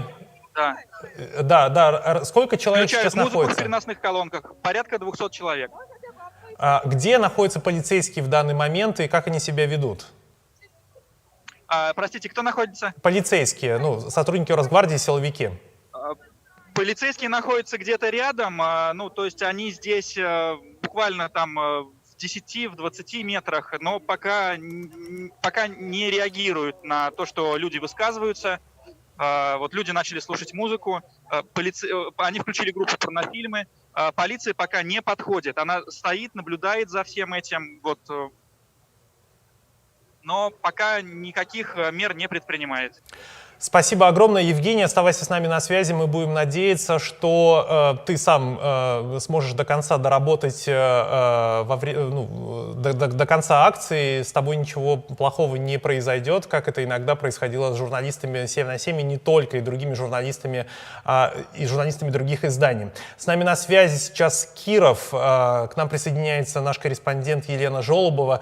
Елена расскажет о том, каким образом проходит акция в этом городе. Там также сторонники Алексея Навального призывали своих людей куда-то выходить. Мы напомним, что акция не согласованная, и мы никого никуда не призываем. Мы лишь рассказываем о том, что происходит в этих городах. Елена, слышишь ли ты меня? Расскажи, сколько человек сейчас находится в центре Кирова и сколько полицейских следят за этой несогласованной акцией? Всем привет, да, я нахожусь в Кирове. Сейчас акция который насчитывает, по моим прикидкам, по моим оценкам моих коллег, около 300 человек. Она началась у нас возле администрации города на перекрестке улиц Воровского и Карла Маркса. Собралось, как я уже сказала, около 300 человек, и полчаса примерно люди стояли, собирались, выкрикивали лозунги. В основном это «Свобода Навальному», «Врача Навальному». Ну, то есть повестка понятна, да? Сейчас, примерно постояв полчаса возле администрации, протестующие двинулись в сторону Театральной площади. Я поясню, Театральная площадь города. Я подозреваю, что изначально они не стали собираться, потому что их хотят в чем забить. Площадка возле администрации города, она такая более проходная, поэтому ее перекрыть сложнее. Елена, ты можешь... не очень много. Да, Елена, ты можешь спросить у кого-то из участников акции, почему они решили присоединиться вот к этой акции, к шествию, с какими мыслями они пришли в центр города сегодня? Да, сейчас, секундочку, я там снимаю кадр. Молодые люди. Молодой человек. Это как раз у нас современное искусство против современной власти, как я понимаю. Да. Сейчас, секундочку, я вас пущу в кадр. У нас прямой эфир. Сейчас. Так. Вот, у нас есть молодой человек. Он вышел с буквами АВОБа или АБОБа. АБОБа. Расскажите, пожалуйста, почему с этим лозунгом сегодня? Вы в прямом эфире. Я символизировал собой современную культуру, которая сейчас живет и цветет в интернете. Так. Так. И что хочет современная культура? Она хочет сменить власть. Ого, вот так да. Прямо, ни много ни мало. Ни много ни мало, а всегда этого хочет. Так, по поводу Алексея Навального, что можете сказать? Вы поддерживаете его в данном случае или вы сами по себе? Я против того, чтобы он сидел в тюрьме, но он для меня очень спорная личность на самом деле. Я считаю, что нам нужен другой лидер, но как борец с коррупцией он очень хорошо себя показал. Если чего против, не могу сказать. Угу. Хорошо, спасибо. Так, сейчас, секундочку. Саша, а ты можешь сказать, как ведут себя полицейские? Были ли задержания или предупреждения участников акции о том, что, там, например, им нужно срочно разойтись? Так, секунду. Лена, да.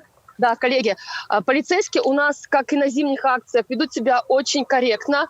В чем это заключается? Во-первых, их не очень много по сравнению с другими городами. Во-вторых, они никого не задерживают, только проверяют документы у тех людей, которые кажутся им несовершеннолетними. Ну, то есть, если человек выглядит слишком молодо, они подходят, переписывают его паспортные данные. Также возле администрации города стояла машина ГИБДД, и из громкоговорителей предупреждали людей о том, что их акция не согласована, что им может грозить штраф по статье 20.2 «Нарушение правил проведения общественного мероприятия».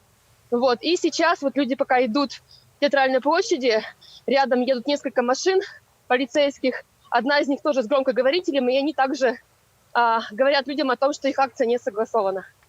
Спасибо огромное. С нами была Елена Жолобова, наш корреспондент из Кирова. Мы продолжаем следить за развитием событий. Напомню, это большой стрим интернет-журнала 7 на 7, в котором мы рассказываем о том, как проходят несогласованные акции в знак солидарности с политиком Алексеем Навальным. Он 31 марта объявил голодовку, требуя, чтобы к нему допустили гражданских врачей.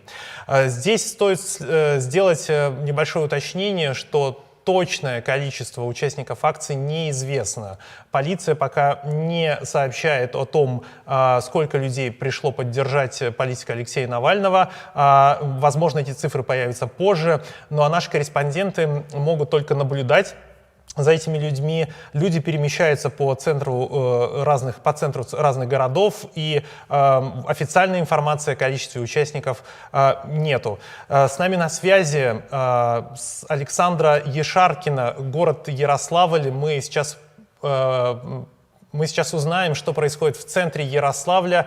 Были ли там задержания или, как и в других городах, пока акция проходит мирно. Александра, ты снова с нами в эфире. Добрый вечер. Расскажи, что происходит в центре города прямо сейчас. Саша, включи камеру. Мы подключаем нашего корреспондента. Рассказывай. Саша, включи камеру. Саша, мы тебя не видим, включи камеру, мы пока тебя только слышим, мы слышим вой машин, но хотелось бы увидеть картинку. Да, у меня показывается видео. Да, все нормально. Давай. Попробуем переподключиться. Нет, мы тебя видим на мониторе, да. Сейчас мы тебя выведем в эфир, рассказывай, что происходит. Сейчас за моей спиной автозаки, начались первые задержания, люди были на Богоявленской площади, когда приехали силовики и попытались с двух сторон встать и, оградить людей и как-то зацепить толпу. Люди приняли решение идти пешеходным маршрутом и двинулись по центральной Первомайской улице в сторону пешеходной улицы Кирова. И, к сожалению, начались отдельные задержания, когда людей выдергивали из толпы и заводили в автозаки. Поэтому где-то на моих глазах около 5 человек было задержано, но очень сложно отследить конкретное число, потому что большая толпа и задержание проходит с нескольких. И если люди пытаются пробиться на центральную Советскую площадь. Да,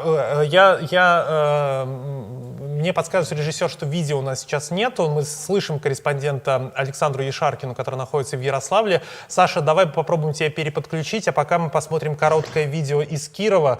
Там участники несогласованной акции во время шествия скандировали «Пустите врача к Навальному» и «Долой царя». Давайте посмотрим, как это было.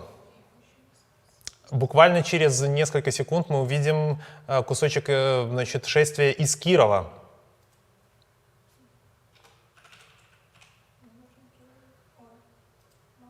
Да, но это прямой эфир, видео прямо сейчас готовится, мы практически с коленок работаем, больше 10 корреспондентов интернет-журнала 7 на 7 сегодня с нами на связи, и как я и только что объявил, в Кирове прошло небольшое шествие, где его участники скандировали «Пустите врача к Навальному» и «Долой царя».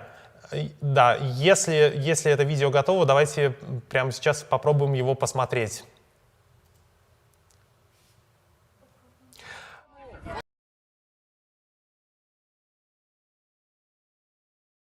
Да, видео у нас будет на связи. Пока что я сообщу свежую информацию, которая есть у наших корреспондентов на 19 часов 50 минут. В Пскове протестная акция проходит без задержаний. По оценке нашего журналиста, в ней участвует около 100 человек. Горожане вышли без плакатов, они мирно прогуливаются и ничего не скандируют. Активистка из Сыктывкара Юлия Посевкина сообщила 7 на 7, что днем к ней приходили полицейские. Ее обвинили в организации сегодняшней несогласованной акции. Она опровергла информацию о задержании, о котором сообщали местные телеграм-каналы. Как сообщила сама активистка, один из полицейских заявил, что ей теперь светит арест до 15 суток. Напомним, Юлия Посевкина находится дома на больничном. В Ижевске задержали как минимум 10 участников акции, об этом сообщает издание МБХ Медиа. В Брянске задержали 3 человек, а в Воронеже известно о задержании уже 20 участников протестной акции. Это приблизительные цифры, которые приводят журналисты и члены штабов Навального. В Калининграде митинг еще не начался, однако на выходе из дома задержали 2 активистов штаба Навального, Анастасию Нехаеву и Мирослава Воскресенского. Анастасии вменяют повторное административное нарушение. Мирослава повезли в отдел полиции, и на помощь к ним выехали общественные защитники. Режиссер подсказывает, что видео из Кирова у нас готово. Давайте мы посмотрим, как проходило, как наш корреспондент смог заснять кусочек шествия в Кирове.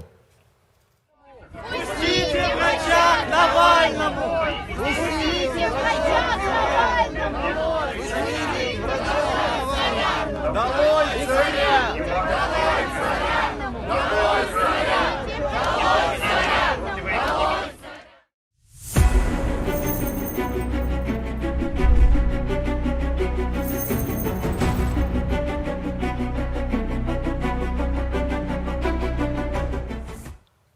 Мы работаем в прямом эфире, это интернет-журнал 7 на 7, и мы следим за тем, как проходят несогласованные акции в поддержку политика Алексея Навального. Он объявил голодовку в ИК номер 2 города Покрова Владимирской области и требует допустить к нему гражданских врачей. Сегодня на улицы разных городов России вышли сотни людей, которые присоединились к этому требованию. На связи с нами корреспондент 7 на 7 из Рязани Екатерина Вулих. Катя, расскажи, что происходит в Рязани в данную минуту. Вечер добрый еще раз. Уже практически ничего не происходит. Силовики разъехались. Люди, которые пришли на площадь, уже почти все разошлись. Осталось 10 человек. Насколько мне сказали, задержали одну девушку, которая развернула плакат. Но все произошло так быстро, что никто не успел ничего увидеть и понять. Сейчас на площади Победы спокойно и практически пусто. И, как мне сказали местные жители, каждый вечер здесь собирается гораздо больше молодежи, которой полиция совсем не имеет никаких претензий. Екатерина, спасибо огромное за то, что ты к нам включилась. Я попрошу тебя еще все-таки проследить за тем, как акция завершается. Возможно, силовики предпримут какие-то действия. Давайте до конца доведем нашу трансляцию, чтобы быть уверенными, что все завершилось мирно или наоборот, мы будем свидетелями, скажем, каких-то адресных задержаний. Спасибо, оставайтесь с нами на связи. Тем временем «Медуза» сообщает, что по всей России задержано уже более 400 человек. В Махачкале задержана корреспондентка «Медиазоны» Юлия Сугуева, сообщает издание. Сугуева передавала информацию об акции на Центральной площади. Стояла группка людей, человек 10-20, много женщин в хиджабах. Потом кто-то из них достал плакат, забрали парня, 3 девушек, возможно, еще кого-то, а потом у меня из руки выбили телефон. Конец цитаты. Издание «Медуза» приводит слова Сугуевой. Перед задержанием к Сугуевой подошли полицейские и потребовали документы, но на просьбу Сугуевой выяснить, кто ее ударил, они не отреагировали.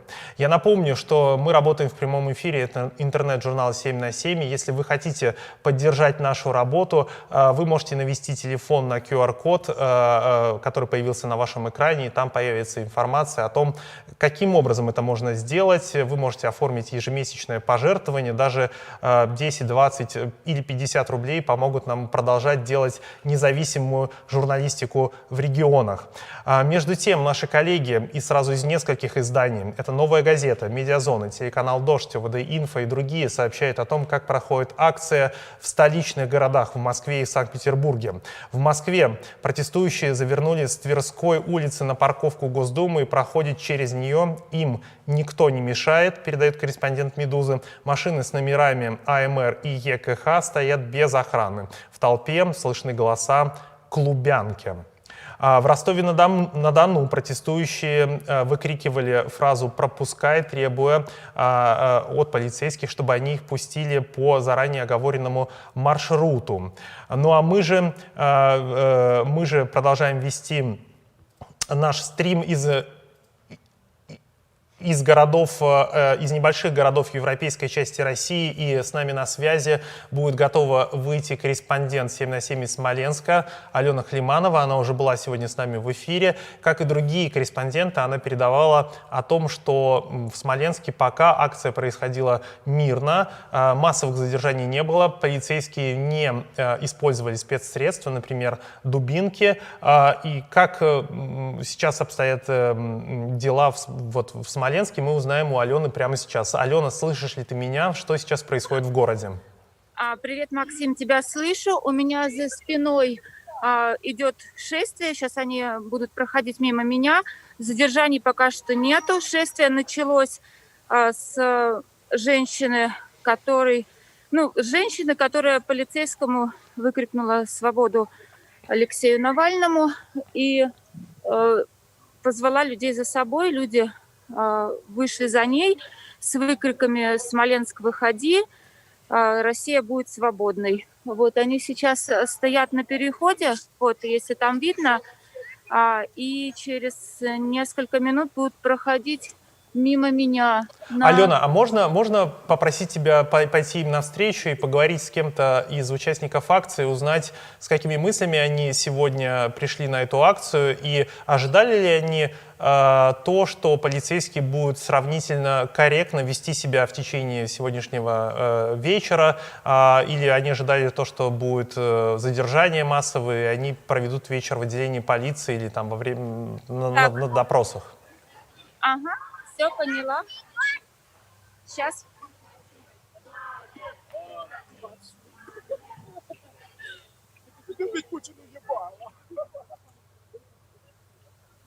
Здравствуйте.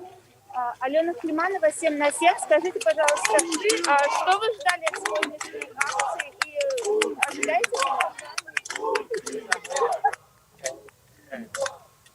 Спасибо. Ну, мы видим, что не все готовы общаться. Алена, постарайся узнать у кого-то, кто согласится с тобой поговорить, с каким настроением они сегодня принимают участие в этом шествии и в этой акции.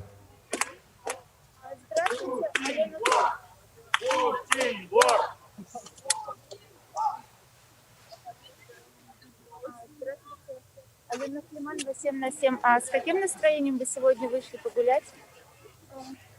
Ну, как бы сказать, с позиционным, как обычно. Спасибо. Алена, спроси, пожалуйста, у кого-то из протестующих, как они относятся, собственно, к политику Алексею Навальному. Просто некоторые участники...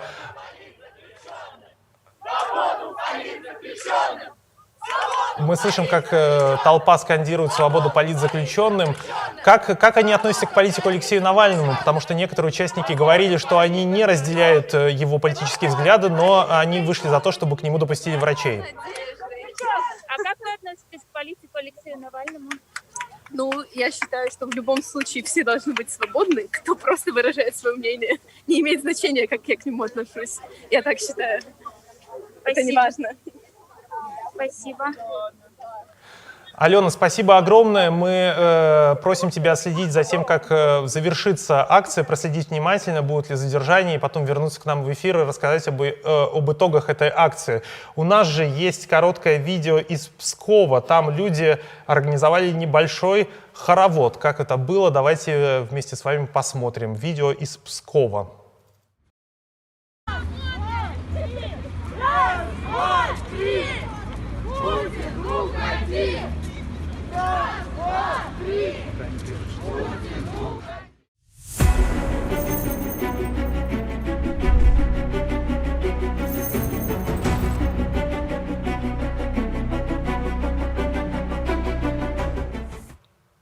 Мы возвращаемся в прямой эфир интернет-журнала 7 на 7. Сегодня мы общаемся с нашими журналистами, которые работают в более чем 10 городах европейской части России, рассказывают о том, как проходят несогласованные акции в поддержку политика Алексея Навального. На часах 20:03.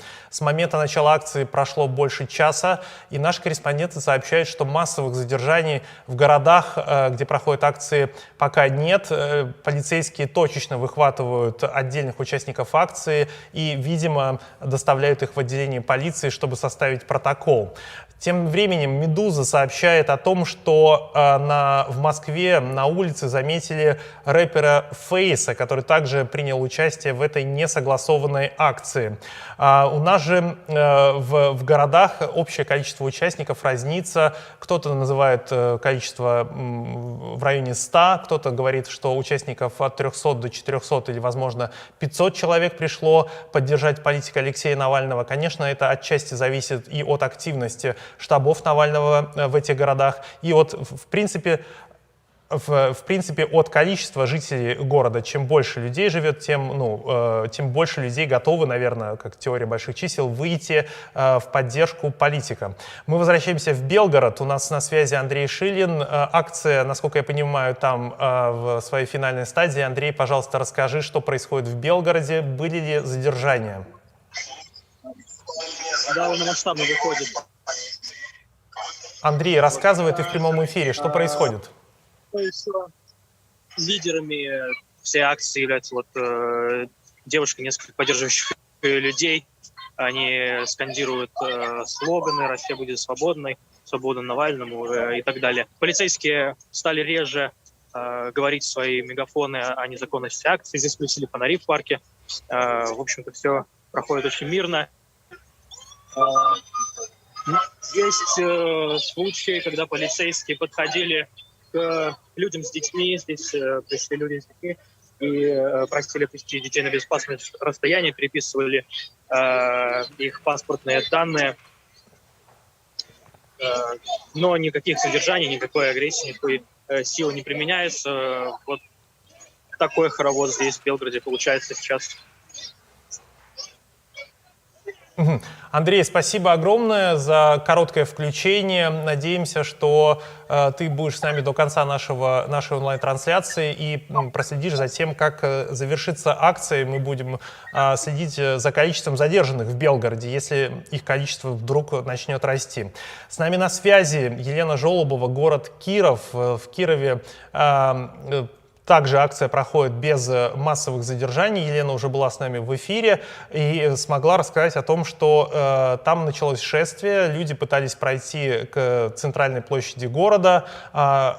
Успешно ли эта затея оказалась, Елена буквально через несколько секунд расскажет нам в прямом эфире. Елена, добрый вечер. Елена, ты в эфире, расскажи, что происходит в Кирове. Привет. Привет, коллеги. Я нахожусь в Кирове, на Театральной площади. Меня хорошо слышно? Да, тебя хорошо слышно. Рассказывай, что происходит. Хорошо. Толпа пришла на Театральную площадь и стала в круг. Они скандируют лозунги. Один из них вы сейчас слушаете, «Долой царя». Также здесь пели песню «Перемен» и песню «Священная война». Сейчас я подойду к одной из протестующих. Она, по-моему, здесь единственная, кто пришел с плакатом. Здравствуйте, скажите, пожалуйста, почему вы сегодня здесь? Потому что я хочу, чтобы Россия была свободная. А сейчас недостаточно свободны, по-вашему? Нет. А вы требуете свободу России или Навального, или всем? Конечно, я хочу, чтобы в первую очередь была Россия свободная, а также чтобы Алексея Навального освободили. То есть из Навального здесь тоже? Да, конечно. А что не хватает вам сегодня в России в плане свобод? Ну, наверное, хороших зарплат. Да много чего в нашей стране не хватает. Хочется, чтобы мы жили счастливо и без коррупции. Сейчас я покажу ваш лозунг. Россия будет свободна, сейчас мне просто он отзеркаливается. Некоторые зажгли фонарики, полиция стоит в стороне, не вмешивается, просто наблюдает. И только из динамиков откуда-то с угла площади доносится просьба разойтись, что мероприятие не согласованное и что оно несет ответственность вплоть до административного ареста.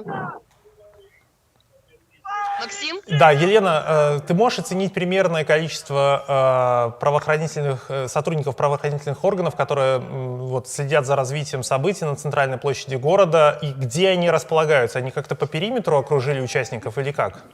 Сейчас, секундочку, я попытаюсь выйти из кольца, потому что в кольце, если кто-то есть, то только сотрудники центра штатском.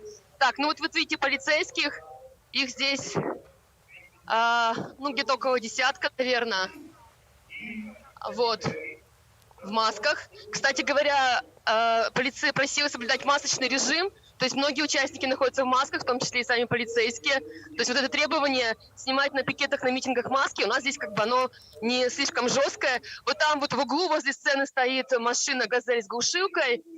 И, собственно, вот где-то, может быть, еще на другом конце площади. Да, вот отсюда идет звук. Отсюда идет звук предупреждением. И больше полицейских я пока не вижу. Спасибо огромное, Елена. Оставайся с нами на связи, мы будем следить за развитием событий. Мы сейчас готовы показать вам короткое видео, опять же, из Кирова. Там один из участников несогласованной акции рассказывает про тот плакат, с которым он пришел туда, и что этот плакат означает. Расскажите, пожалуйста, что значит ваши слова на кубиках, на квадратиках, что это значит? Это ничего не значит. А почему-то здесь стоите и показываете, что ничего не значит. Я представитель современной культуры. Так. Я вышел показать, что современная культура, она против современной власти. Это понятно, но никто ее не представляет. Надо это исправлять. Ага, то есть вы хотите сказать, что современная культура тоже делает свой вклад, да? Да. В искусство, понятно. У нас все очень оппозиционная культура сейчас. Особенно современная. Да. Так всегда было в России, но сейчас это тоже проявляется. Понятно. Хорошо, спасибо вам.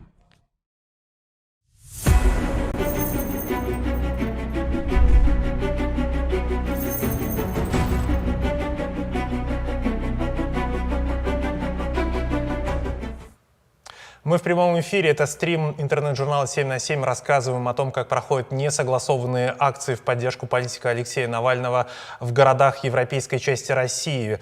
Обратимся к нашим коллегам из медиазоны.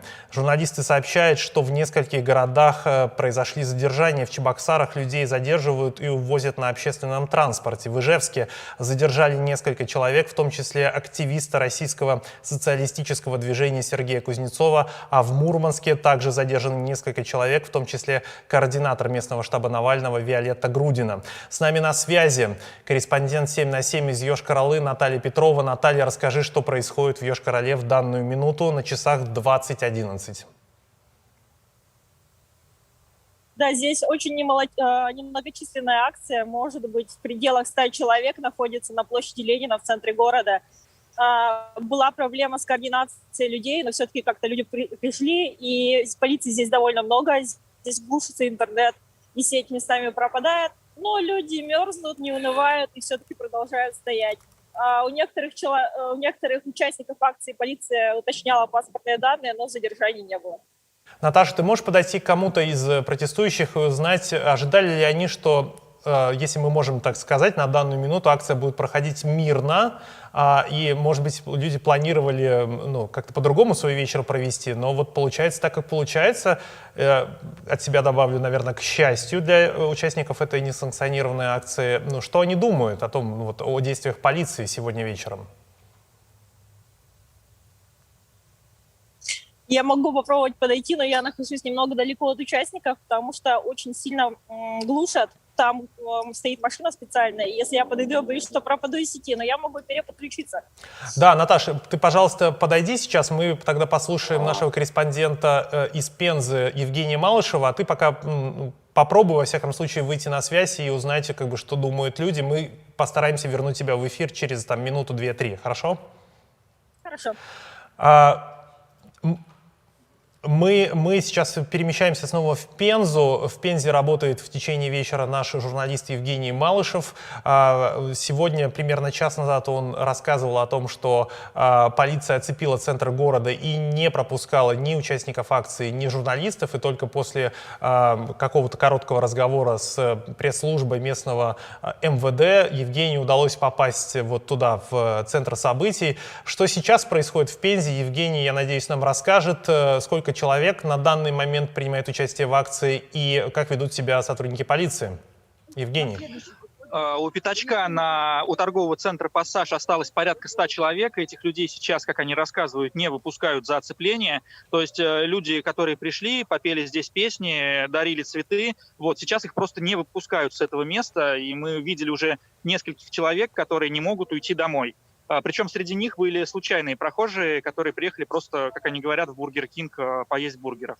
У нас есть еще журналист Екатерина Миленькая. Она раньше работала на Госканале, теперь ведет свой канал «Миленький Channel». Екатерина, добрый день. Привет всем. Она общалась с пресс-службой, как я понял, и с полицией, да? Я общалась не с пресс-службой, я общалась с господином Гаврышиным, это заместитель начальника пензенской полиции. То есть я подошла, спросила: товарищ полковник, дескать, объясните, почему у нас люди подходят к оцеплению, пытаются выйти отсюда, а их не выпускают. Но что мне было сказано, обращайтесь в пресс-службу, и там вам, в общем-то, все расскажут. То есть, по сути, люди сейчас замерзшие уже несколько часов тут находящиеся, не могут куда-либо двинуться, потому что все дворы кругом оцеплены, и выйти просто не представляется возможным. Вот такая история. И сейчас, смотрите, прямо сейчас подходят сотрудники полиции, очень большое количество, я перевожу камеру на них. Подходит оцепление, люди стоят, которых не выпускают, и идет большое количество сотрудников полиции к оцеплению. Они сейчас подошли сюда, целый отряд, человек, наверное, 50 точно есть.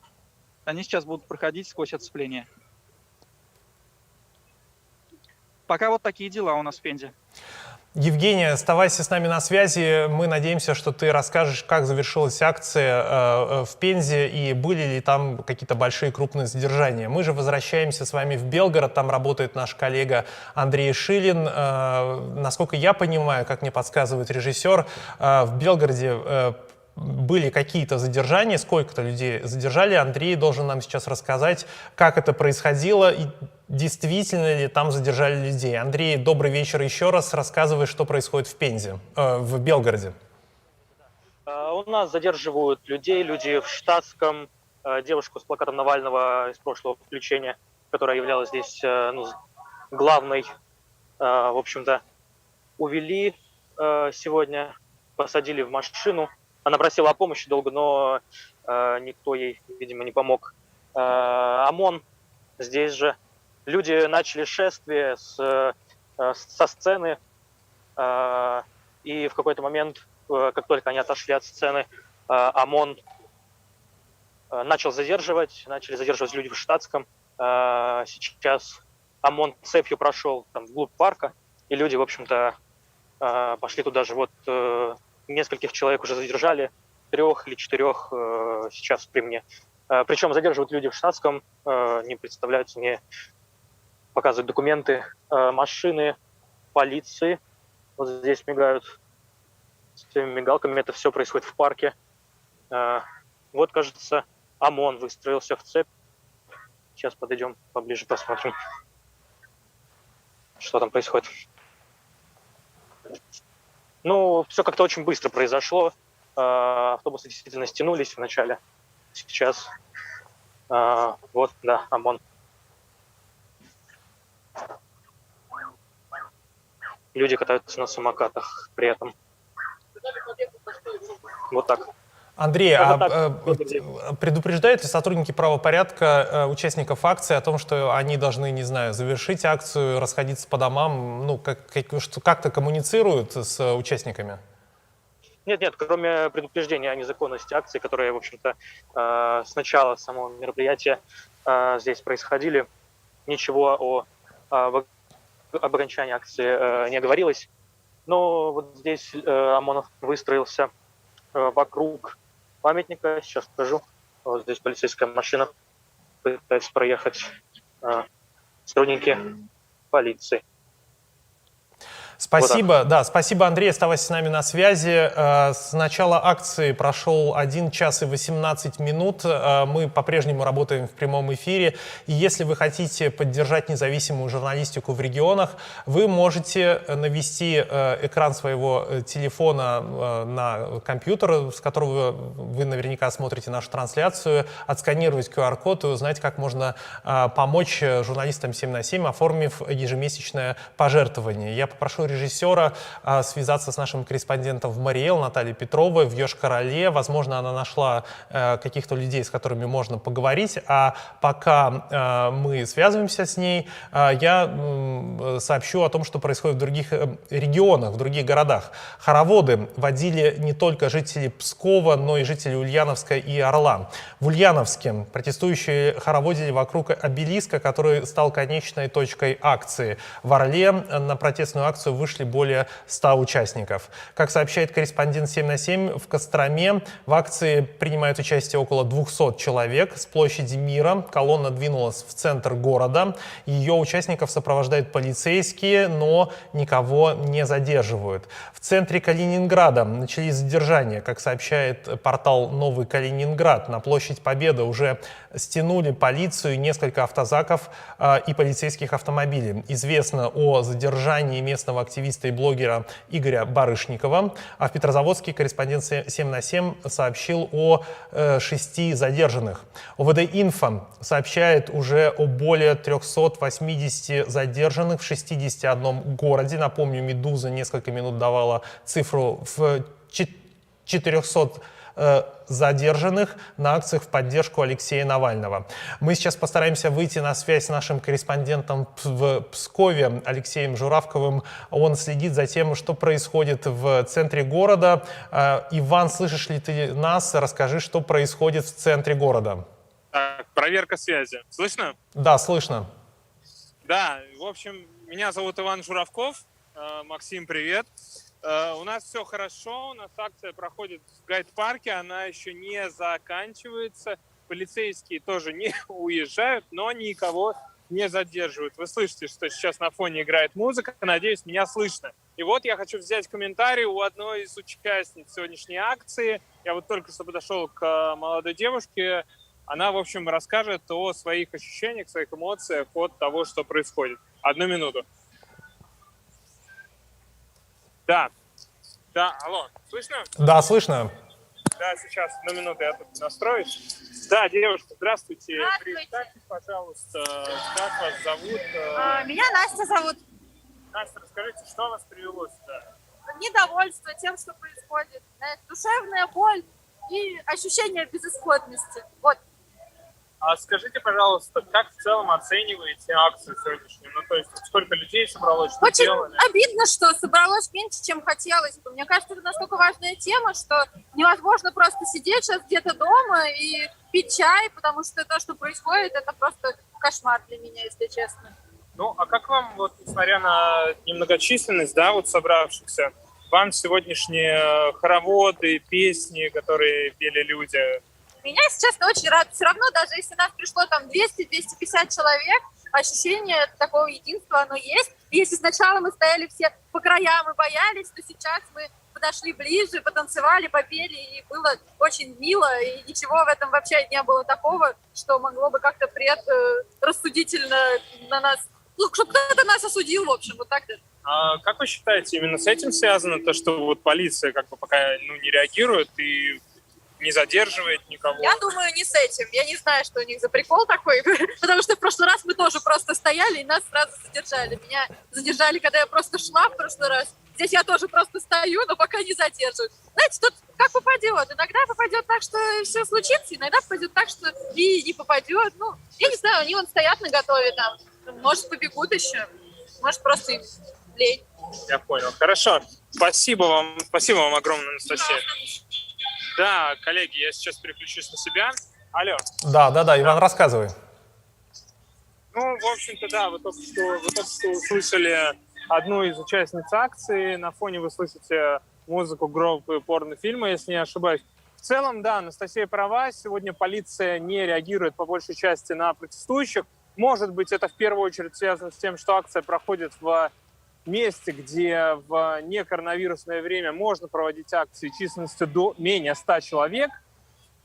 Конечно, уведомления о проведении акции сейчас никто не чиновникам давал, потому что не имеет это смысла, наверное, за такое короткое время это делать. В общем, да, действительно, люди водили хороводы, кричали «Свободу Алексею Навальному», «Допустите врачей», пели песни «Вставай, страна огромная». Полицейские только ходили по периметру некоторые и смотрели за соблюдением общественного порядка, на мой взгляд. Ну, а так просто вот люди дежурят в этот вечер, они решили провести время тут, я думаю, не по своей воле. Но, по крайней мере, люди, которые вот вышли на акцию, за мной стоят, сейчас слушают музыку от машины, они пришли мирно, то есть никаких провокаций со стороны людей не было, как на прошлых акциях. На прошлой акции у нас действительно были буйные люди, которые, это вот там один буквально человек, которые нападали даже на сотрудников полиции. Сегодня все тихо, мирно. Вообще, в принципе, контакта людей с сотрудниками полиции не было. В толпе были люди в штатском, это сотрудники Центра по борьбе с экстремизмом при МВД, ну а так все было спокойно.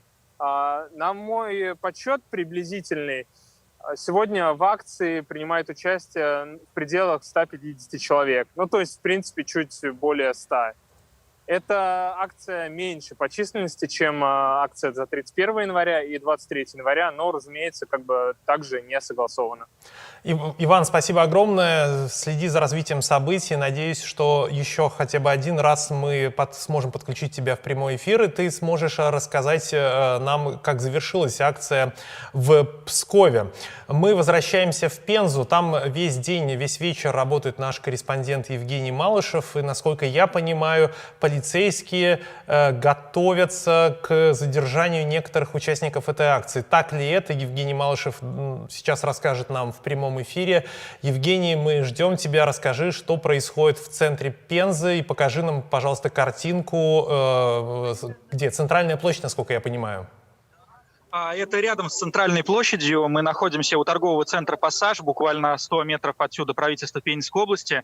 Как мы и предполагали, полиция перекрыла выходы с этого пятачка. Людям буквально 10 минут назад предложили выходить по одному. Полиция будет переписывать данные каждого и заставлять их подписывать предостережение. Люди вот сейчас столпились. Здесь порядка 50, наверное, даже больше человек стоит у узкой рамки прохода. полиция выпускает людей, сначала спрашивает паспорт, если паспорта нет, обещают установить личности. И после этого обещают принять санкции к тем, кто остался на несанкционированной акции. Евгений, можешь поговорить с кем-то из тех, кто принимает участие в акции, и спросить, что они думают о том, как акция завершается, что выпускают по одному, что полицейские там переписывают данные и так далее? Что вообще, как люди как-то реагируют на это? Да, сейчас попробую найти кого-нибудь. Скажите, а готовы дать комментарий небольшой для 7 на 7 горизонтальной России? Как вам здесь сейчас стоится и что ж? Мокро, сыро и непонятно вообще насчет стации, непонятно по каким причинам вообще спрашивают какие-либо данные. Давать их, конечно, не хочется, и почему я не могу просто выйти, я гуляла. И, например, паспорта у меня с собой нет. И не хочу дальше тратить время и доказывать им свою личность. В принципе, все. Понятно, спасибо. Сейчас можем еще кого-нибудь спросить?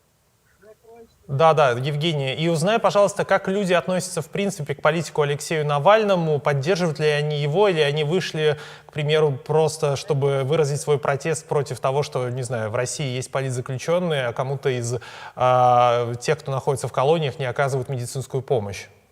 Да, хорошо, сейчас попробую. Извините, а вы не готовы дать комментарий для 7 на 7 горизонтальной России? Я бы с радостью, но пока не решусь. Понятно, спасибо. Сейчас попробуем. Скажите, а готовы дать комментарий для 7 на 7 горизонтальной России? Как относитесь к тому, что сейчас здесь стоите? Что можете по этому поводу сказать? У нас как скот здесь согнали, мы стоим, не можем выйти. Как вы относитесь вообще к политику Алексею Навальному? К Алексею Навальному? Да. Положительно. К тому, что сейчас с ним происходит, и вы сейчас пришли конкретно на акцию? Нет, я шел мимо, зашел на акцию с моего дома. То есть вы не приходили на... Евгений, я вынужден тебя прервать. Я надеюсь, что мы вернемся в Пензу и проследим за тем, как завершилась акция в Пензе. У нас на связи Великий Новгород, Алексей Собельский. Насколько я понимаю, там начались задержания. Алексей должен нам рассказать, что сейчас происходит в центре Великого Новгорода. Алексей, слышишь ли ты нас? Расскажи, что происходит в городе. Так, вопрос был мне, да? Да, Алексей, расскажи, что происходит в Великом Новгороде, как действуют сотрудники полиции, сколько участников осталось в завершении акции, она уже длится 1,5 часа. Ну, акцию по факту можно считать завершенной, тут уже практически никого не осталось. Осталось несколько активистов, сторонников Алексея Навального, они вот за моей спиной в окружении сотрудников полиции, в том числе людей в штатском. Вот, прямо сейчас их собираются задержать, но с точки зрения полиции это называется доставить до выяснения обстоятельств, то есть им предлагают добровольно пройти, составить, по всей видимости, протокол или отпустить без протокола, под обязательство явки, как обычно это происходит. Вот, активисты упираются, то есть они спорят и говорят, что нет для этого никаких оснований. Но пока к ним сила никогда не применяется. Спасибо, Алексей. На связи с нами был Алексей Собельский из Великого Новгорода. Там акция уже практически завершена. Мы будем следить за развитием событий в Новгороде и в других городах. У нас есть короткое видео из Ярославля. Там наш корреспондент заснял то, как ОМОНовец применяет силу к одному из задержанных в автозаке. Это такой вот белый автобус. Давайте посмотрим, что там происходило.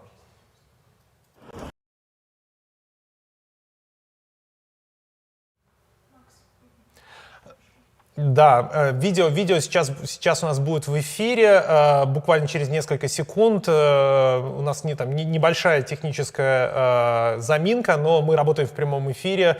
Как-то думаю, что вы нас за это простите. Мы стараемся сделать максимум, чтобы рассказать вам о том, как проходят эти акции в городах России.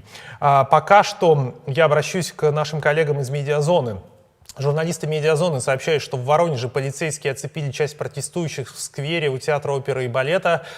Они зажали их в кольцо и начали задержание. 3 силовиков, также в шлемах, унесли на руках корреспондента СОТА «Вижн» Федора Орлова.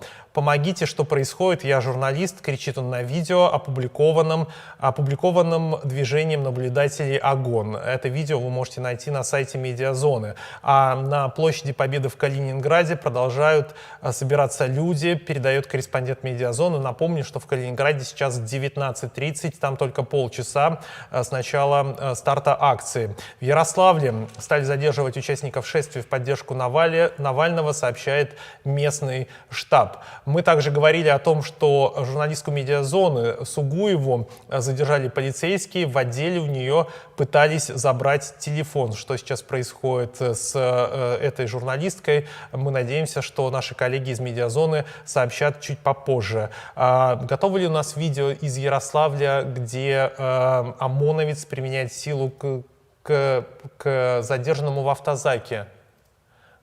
Да, давайте посмотрим это видео прямо сейчас. Видно, как бьет, да? Смотрите, руки заламывают. Отдался ты его, что ли?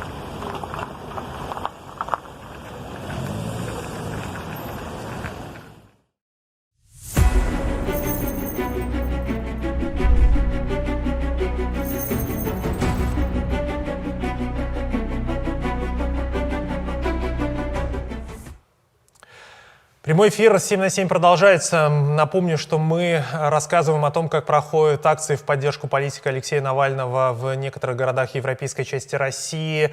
Также мы следим за работой наших коллег. Прямые трансляции, текстовые и видеотрансляции ведут журналисты «Медиазоны», «Медузы», «Новой газеты», ОВД-Инфо. Я попрошу режиссера подсказать мне, кто следующий у нас готов выйти с нами на связь, и мы подключим нашего корреспондента. Это Андрей из Белгорода. Андрей, добрый вечер еще раз. Что происходит в Белгороде? Расскажи. Андрей Шилин. Да, добрый вечер. В Белгороде акция завершилась одним резким движением ОМОНа. Участники акции решили пойти со сцены, где они скандировали свои лозунги, и в какой-то момент их начали разгонять сотрудники полиции, ОМОНа, задерживать людей. Здесь, кстати, погасили фонари почему-то, но вот только что зажгли снова. При мне задержали 4-5 человек. В целом на акции было около 150 участников, плюс какие-то люди, которые были рядом, но не участвовали. В общем, эти данные надо будет еще уточнять, узнавать дальше. В целом все проходило мирно, даже полиция при задержаниях. Кстати, сомнение в том, что это была полиция, потому что люди в штатском не представлялись и задерживали людей без применения силы, но одну девушку, которая была с плакатом «Свободу Навальному», задерживали очень долго. Спасибо огромное. С нами на связи из Белгорода был корреспондент 7 на 7 Андрей Шилин. У нас на связи Александра Ешаркина из Ярославля. Александра нам расскажет, как завершается акция в поддержку политика Алексея Навального в этом городе. Насколько я понимаю, что Александра даже каким-то образом пыталась узнать судьбу задержанных людей и как-то пыталась прорваться к автозаку. Саша, расскажи, что происходит. Привет из вечернего Ярославля. У нас тут довольно весело, потому что задержания начались на разных улицах города. То есть людей разделили, кто-то идет по пешеходной улице Кирова, сейчас большая часть людей идет на Большую площадь Труда. И автозаки, я сейчас вот так вот повернусь, и вы их увидите, они прямо вот за моей спиной. И у меня есть ощущение, что людей изгоняют на какую-то вот эту одну большую общую площадь, чтобы там еще кого-нибудь задержать. Задержаны, в общем-то, все координаторы штаба Навального, задержаны заместители, задержаны активисты либертарианской партии. Пока что сложно сказать в цифрах, сколько это людей, но задержаний много и довольно жесткие. В том числе пытаются задерживать прессу. Спасибо, Александра. Оставайся с нами на связи. Мы же перелетаем в Киров. Там работает наш корреспондент Елена Жолобова. Насколько я понимаю, там тоже силовики начали предпринимать какие-то действия. Что именно происходит в центре Кирова, мы сейчас постараемся узнать у Елены Жолобовой. Елена, если ты нас Если ты нас слышишь и видишь, пожалуйста, выходи в эфир и расскажи, как завершается акция, потому что с начала акции прошел уже 1 час и 35 минут. Наверняка, как и в других городах, силовики стали каким-то образом либо задерживать участников, либо разбивать их на части, на группы и пытаться выдавливать с центральных улиц города. Елена, слышишь ли ты нас? И пока Елена к нам подключается, я расскажу о том, что издание «Медиазона» сообщает, что к их корреспонденту Ольге Ромашовой и СММ-редактору команды Навального пришли домой силовики. Им пообещали выломать дверь, после чего они перестали выходить на связь. В Воронеже местные телеграм-каналы сообщают о завершении акции. Она продлилась чуть больше часа. На месте остаются сотрудники полиции и Росгвардии. На очереди Тамбов. Там шествие продолжается. Люди спокойно идут, соблюдая правила дорожного движения. В Архангельске полиция задерживает протестующих. В ответ толпа скандирует «Отпускай». Такое видео опубликовал архангельский штаб Алексея Навального. Вроде бы у нас на связи Елена Жолобова все-таки. Елена, слышишь ли ты нас? Что происходит в центре Кирова? Расскажи, пожалуйста. Всем привет, коллеги. Сейчас я снимаю 9-ку. Машина, в ней 2 молодых людей, девушка и молодой человек. Нас остановил ГИБДД. Еду за протестом.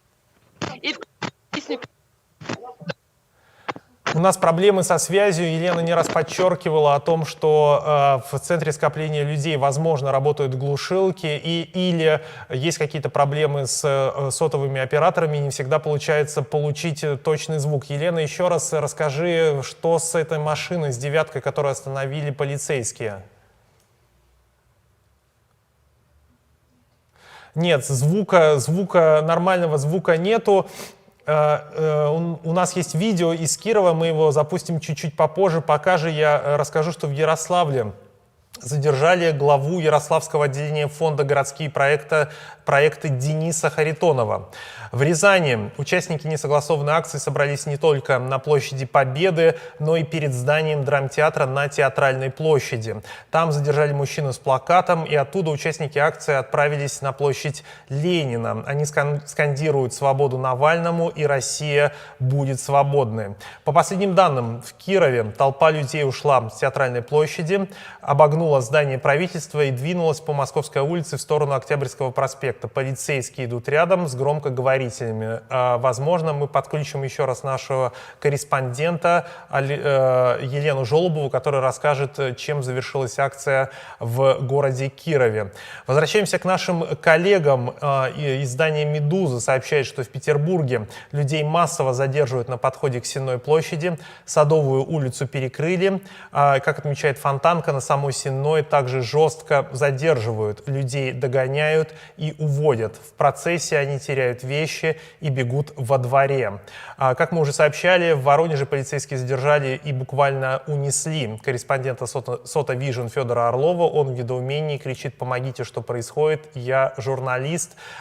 И это видео тоже есть в твиттере ОГОН, организации гражданских наблюдателей, которые следят за тем, как проходят акции и фиксируют количество участников. Об этом же сообщала ранее «Медиазона». Последнее сообщение в «Медиазоне» датировано, оно опубликовано в 20:35. Наши коллеги сообщают, что в Петрозаводске, где сегодня перед митингом нескольким людям назначили аресты за посты об акции, к памятнику Кирову вышли около 150-200 человек. 6 участников акции по подсчетам МБХ Медиа увели полицейские. В Мурманске задержана координатор местного штаба Навального Виолетта Грудина. Об этом также сообщает «Медиазона» со ссылкой на северо-запад МБХ Медиа. Готовы ли у нас... Да, видео у нас готово из Петрозаводска. Там, как сообщают наши корреспонденты, это номинация на лучшее задержание на митингах 21 апреля. Мужчина читает стихи Киплинга, пока его на руках несет ОМОН. Давайте посмотрим. Тебя клянусь! Есть Оставь себя наперекор вселенной и маловерным отпусти их грех. Пусть час не пробил, чти не уставая, пусть лгут лжецы, не снисходи до них. Умей прощать и не кажись прощай великодушный в уме и других. Умей мечтать.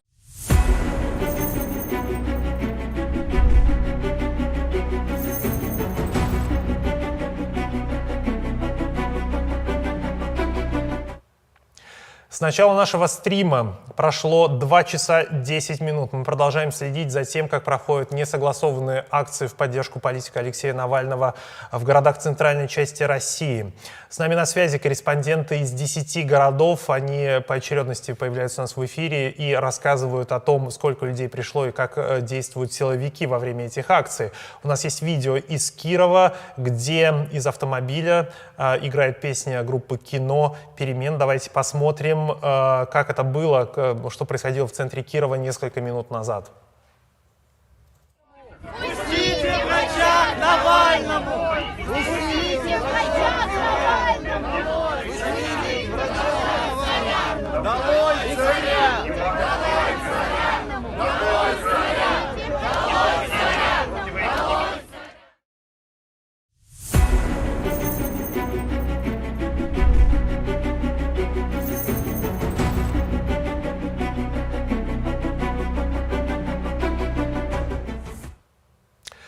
Постепенно акции в поддержку Алексея Навального в разных городах подходят к своему завершению. Задержанных не так много, как в январе, 23 и 31 числа, но все-таки эти задержания эти произошли, случаются.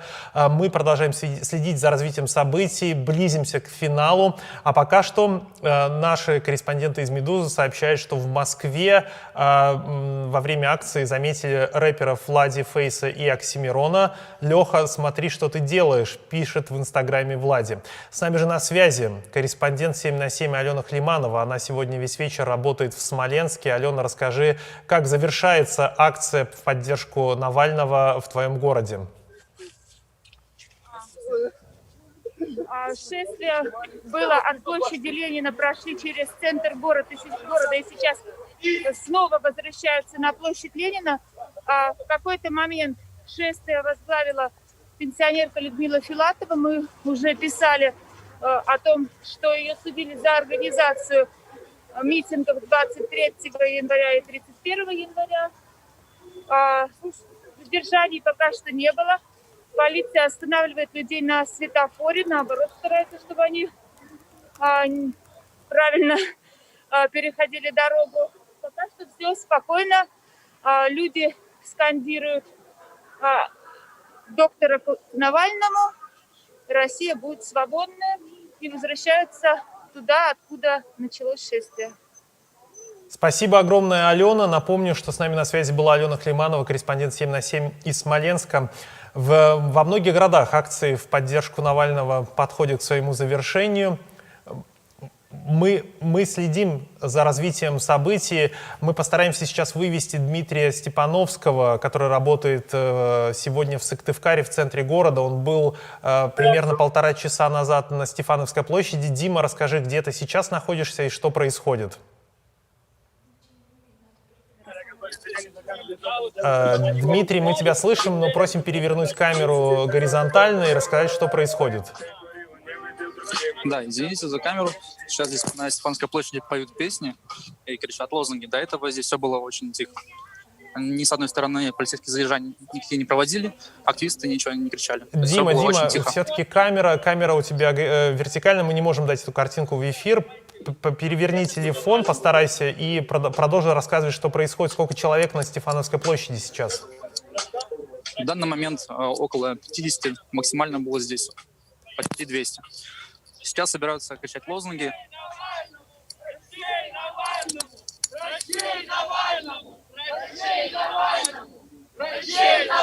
Мы слышим, как собравшиеся скандируют «Врачей Навальному». Да, все верно. Дима, а что это за люди? То есть это молодежь или это взрослые люди? Кто сейчас находится на Стефановской площади? Расскажи. Сейчас здесь в основном только молодые люди. В основном, но есть также взрослые. Сколько полицейских собралось вокруг участников акции? Как ты можешь оценить их численность? Я думаю, около 20. Они стоят вокруг площади, вокруг активистов, но просто наблюдают все это время. Также здесь много сотрудников центра которые стоят с камерами, фиксируют людей, которые пришли сюда. Некоторые митингующие включают фонарики, тем самым выражая мирный протест. И вот тут недавно принес колонку и начали петь песни. Это единственное такое какое-то движение за последние 2 часа. Все, спасибо, Дмитрий. Продолжай следить за развитием событий. Мы же переносимся в Ярославль, где работает наш корреспондент Александра Ешаркина. Саша также в течение практически 2,5 часов наблюдала за тем, что происходит в центре города, были ли задержания и каким образом вели себя сотрудники правоохранительных органов. Александра, слышишь ли ты нас? Что происходит сейчас? Напомню, на часах 20 часов 46 минут. Да, я сейчас на улице Свободы. Здесь людей заперли фактически с 2 сторон силовики.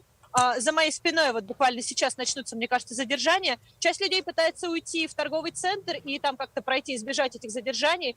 Часть людей успела уйти на площадь Труда и там как-то убежать. Но на самом деле вот этот автозак за моей спиной, туда заводят людей сейчас. И удалось снять, в общем-то, несколько таких задержаний, довольно жестких. Потому что людей просто скручивают и тащат в эти автозаки. Спасибо, Александра. Продолжай следить за развитием событий. Наш стрим плавно подходит к своему завершению. Акции в разных городах завершаются.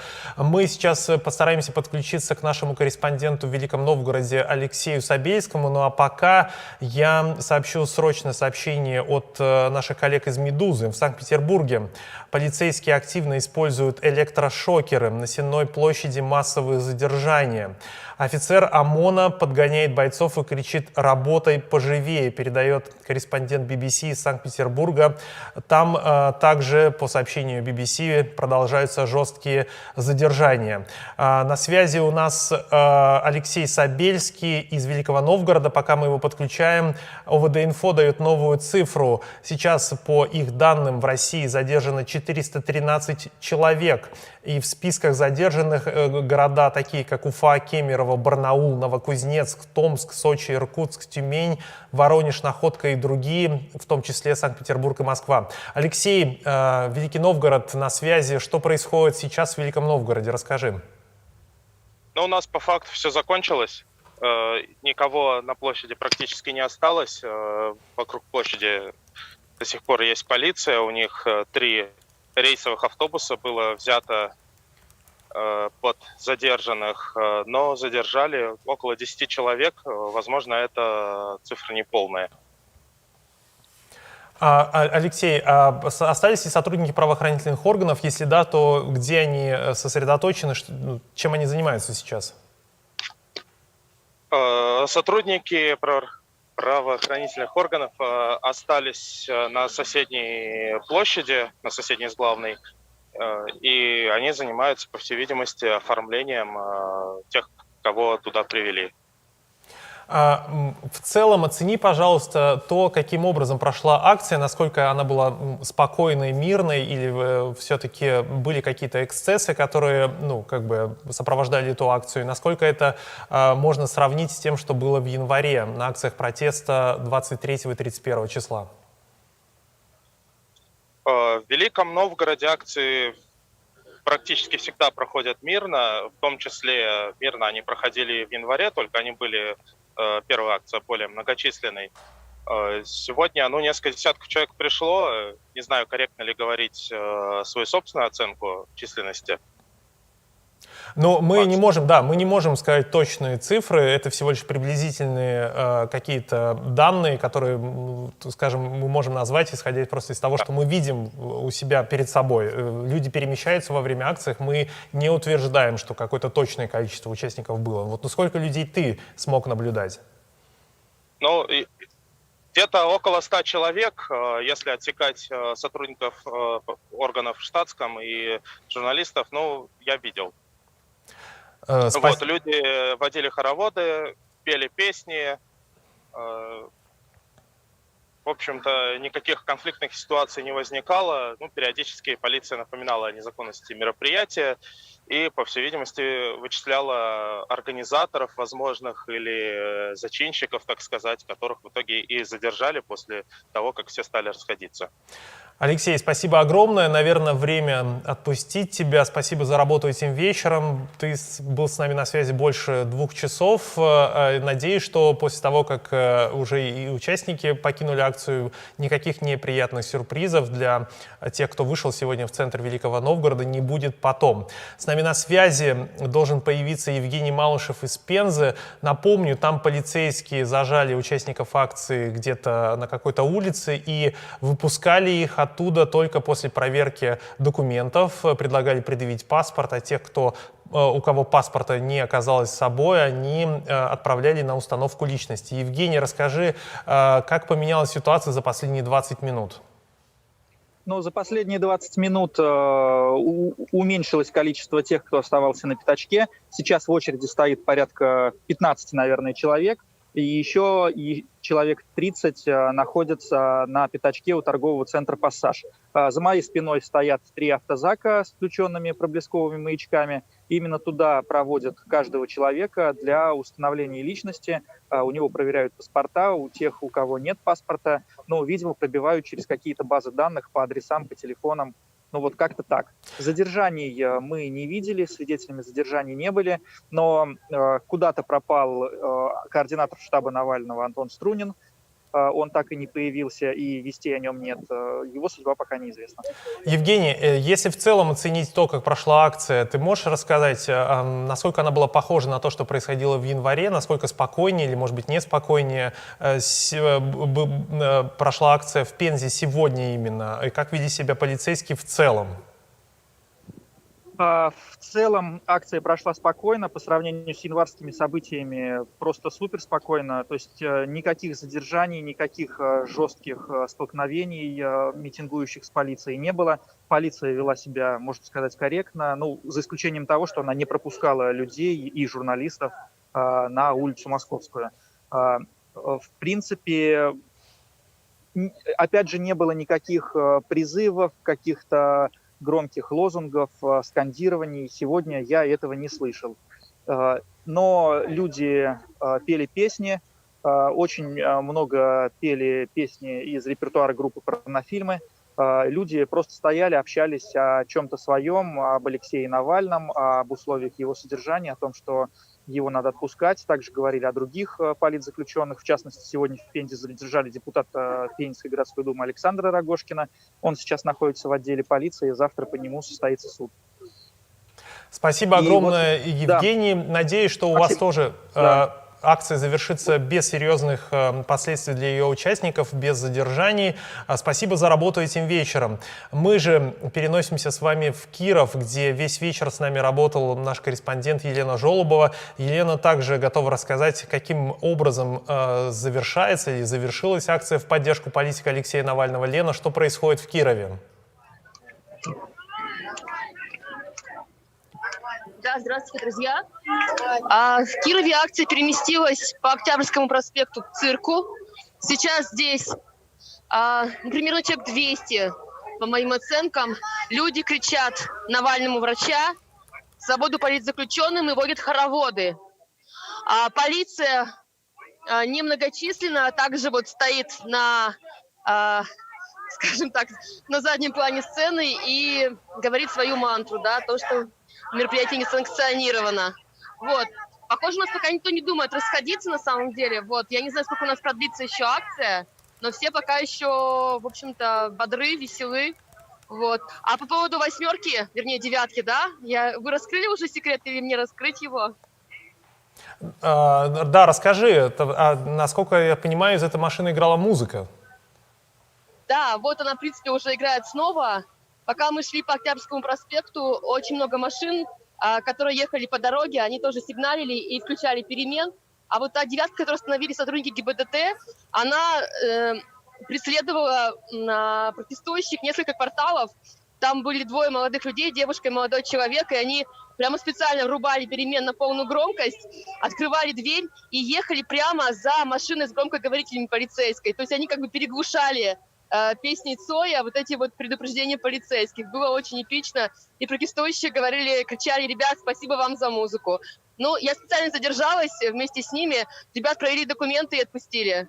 Все. Елена, ты можешь в целом оценить, как прошла сегодня акция? Значит, с каким настроением вышли люди, как они себя в целом, ну, как бы, что они делали в целом на акции и что делали полицейские? Насколько это было похоже на то, что было в январе в Кирове?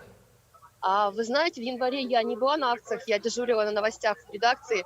Вот. Но, судя по всему, акция пока по своей, в общем-то, относительной миролюбивости, относительно таким позитивным настроем, она похожа на январские. По-прежнему, насколько я понимаю, нет задержаний. Полицейские проверяют только документы у особо молодых участников. Вот я была свидетелем того, как полицейские проверяли документы такой молодой девушки, но ее спасла бабушка, которая, в общем-то, высказала полицейским все, что она о них думает, и увела внучку. Ну, то есть бабушка вместе с внучкой, по-видимому, были на акции. Вот. И в целом вот какого-то особой агрессии, какого-то столкновения, ничего такого нет. По-прежнему полицейские наблюдают со стороны, предупреждают о незаконности, но никого не трогают, никого не задерживают. Спасибо огромное, Елена, что была на протяжении практически 2,5 часов вместе с нами и отработала этот эфир, следила за развитием событий. Я напомню, что если вдруг что-то в Кирове произойдет, вы сможете прочитать это на нашем сайте и узнать подробности, как завершилась акция в этом городе.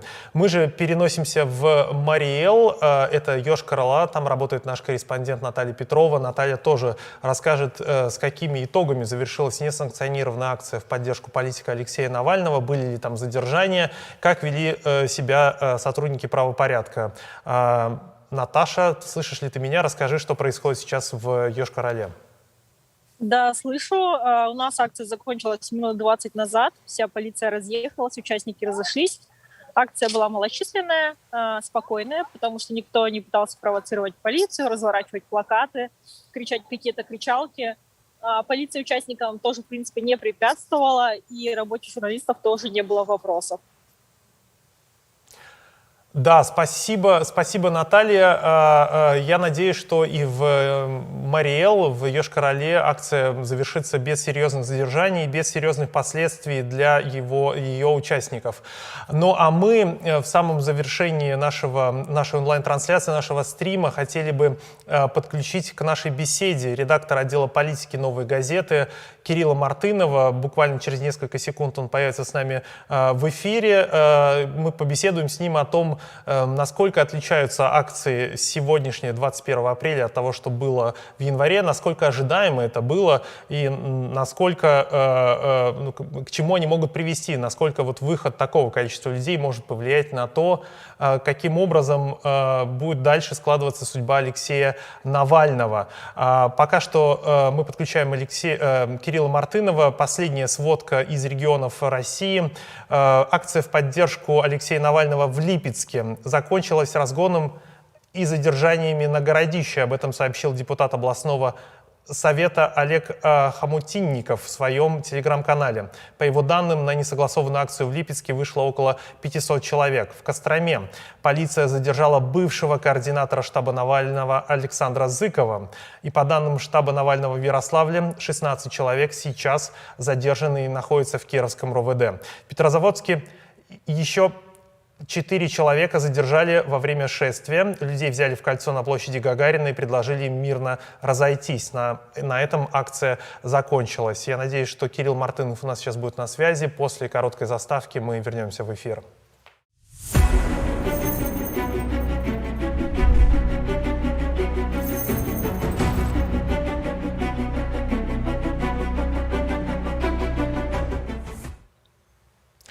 Итак, наш стрим завершается. Мы были в эфире с 18 часов 30 минут и 2,5 часа рассказывали о том, как проходили акции в поддержку Алексея Навального в городах европейской части России.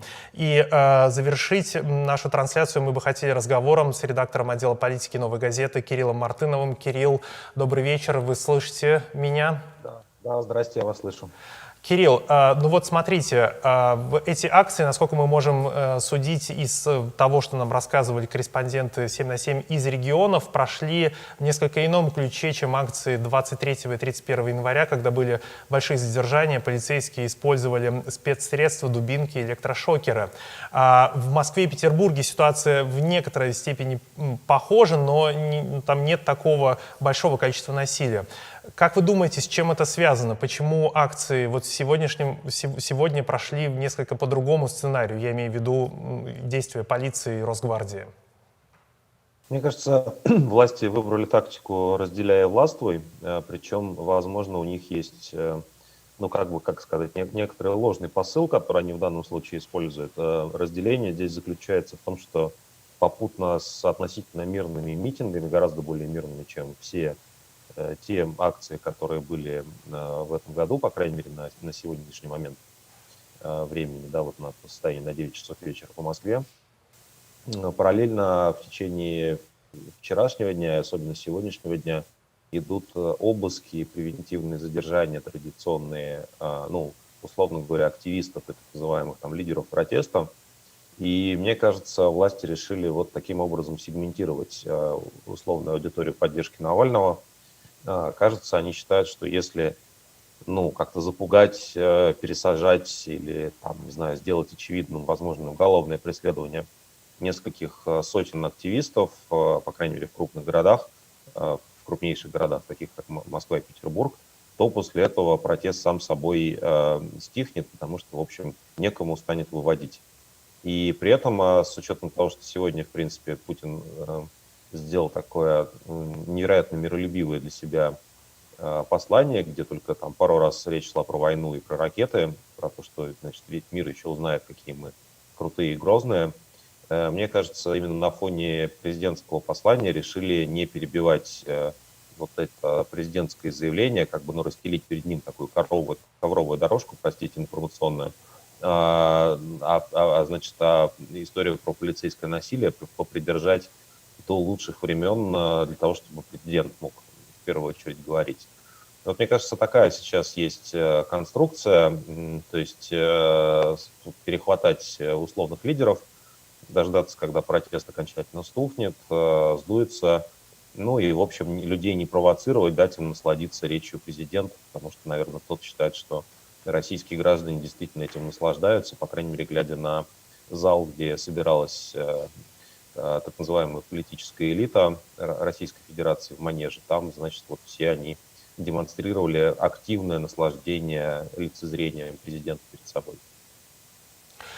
Кирилл, такой вопрос. Мы все помним события 2011-2012 годов, болотное движение, белоленточное движение. И после этого, когда президентом был Дмитрий Медведев, он пошел, на, ну, скажем так, на некоторые уступки. Да? Были приняты некоторые законы, либерализация пошла. Потом, когда Путин вернулся в президентское кресло, все эти начинания были свернуты.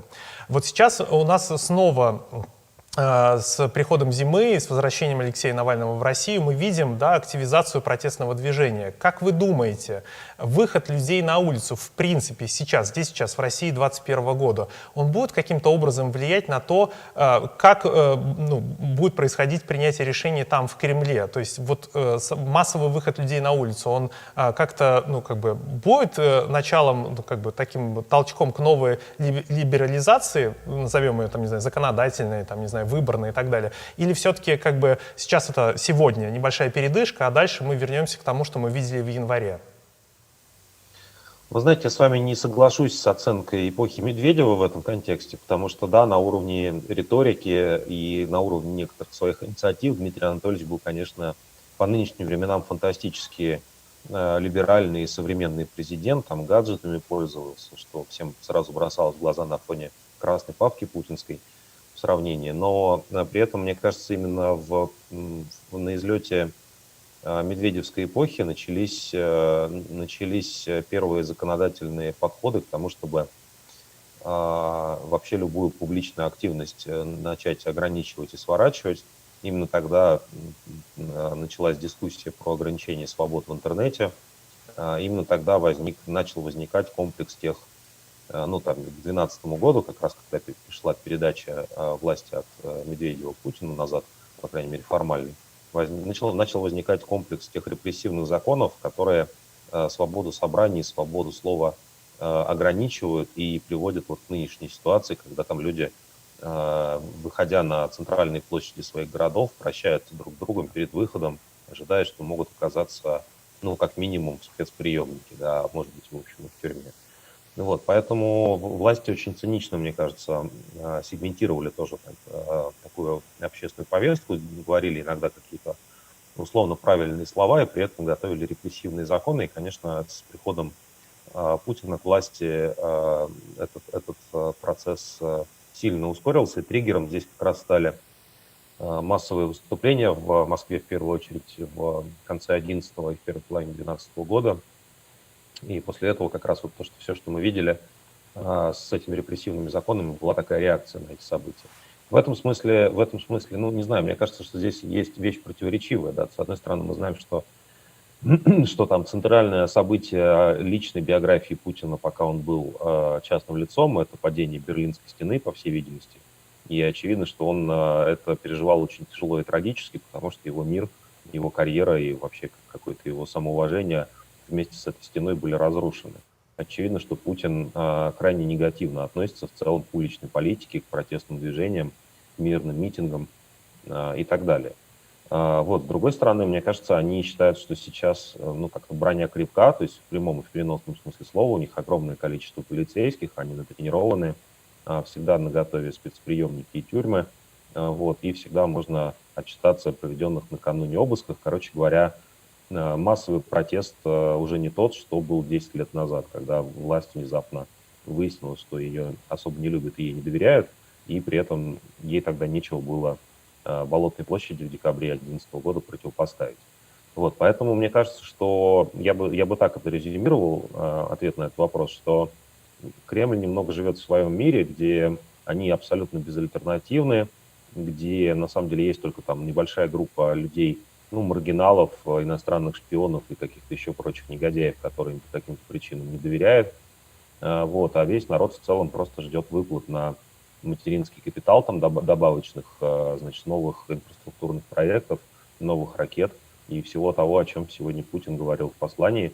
Очевидно, что он это говорил, в том числе пытаясь, ну, как бы угодить людям для того, чтобы они по-прежнему его любили. Мне кажется, у них есть иллюзия о том, что их по-прежнему любят, и они эту иллюзию покидать не хотят, поэтому для них самой простой реакцией на массовые митинги – это их пресекать и не замечать при этом, да, стараться делать вид, что ничего не происходит.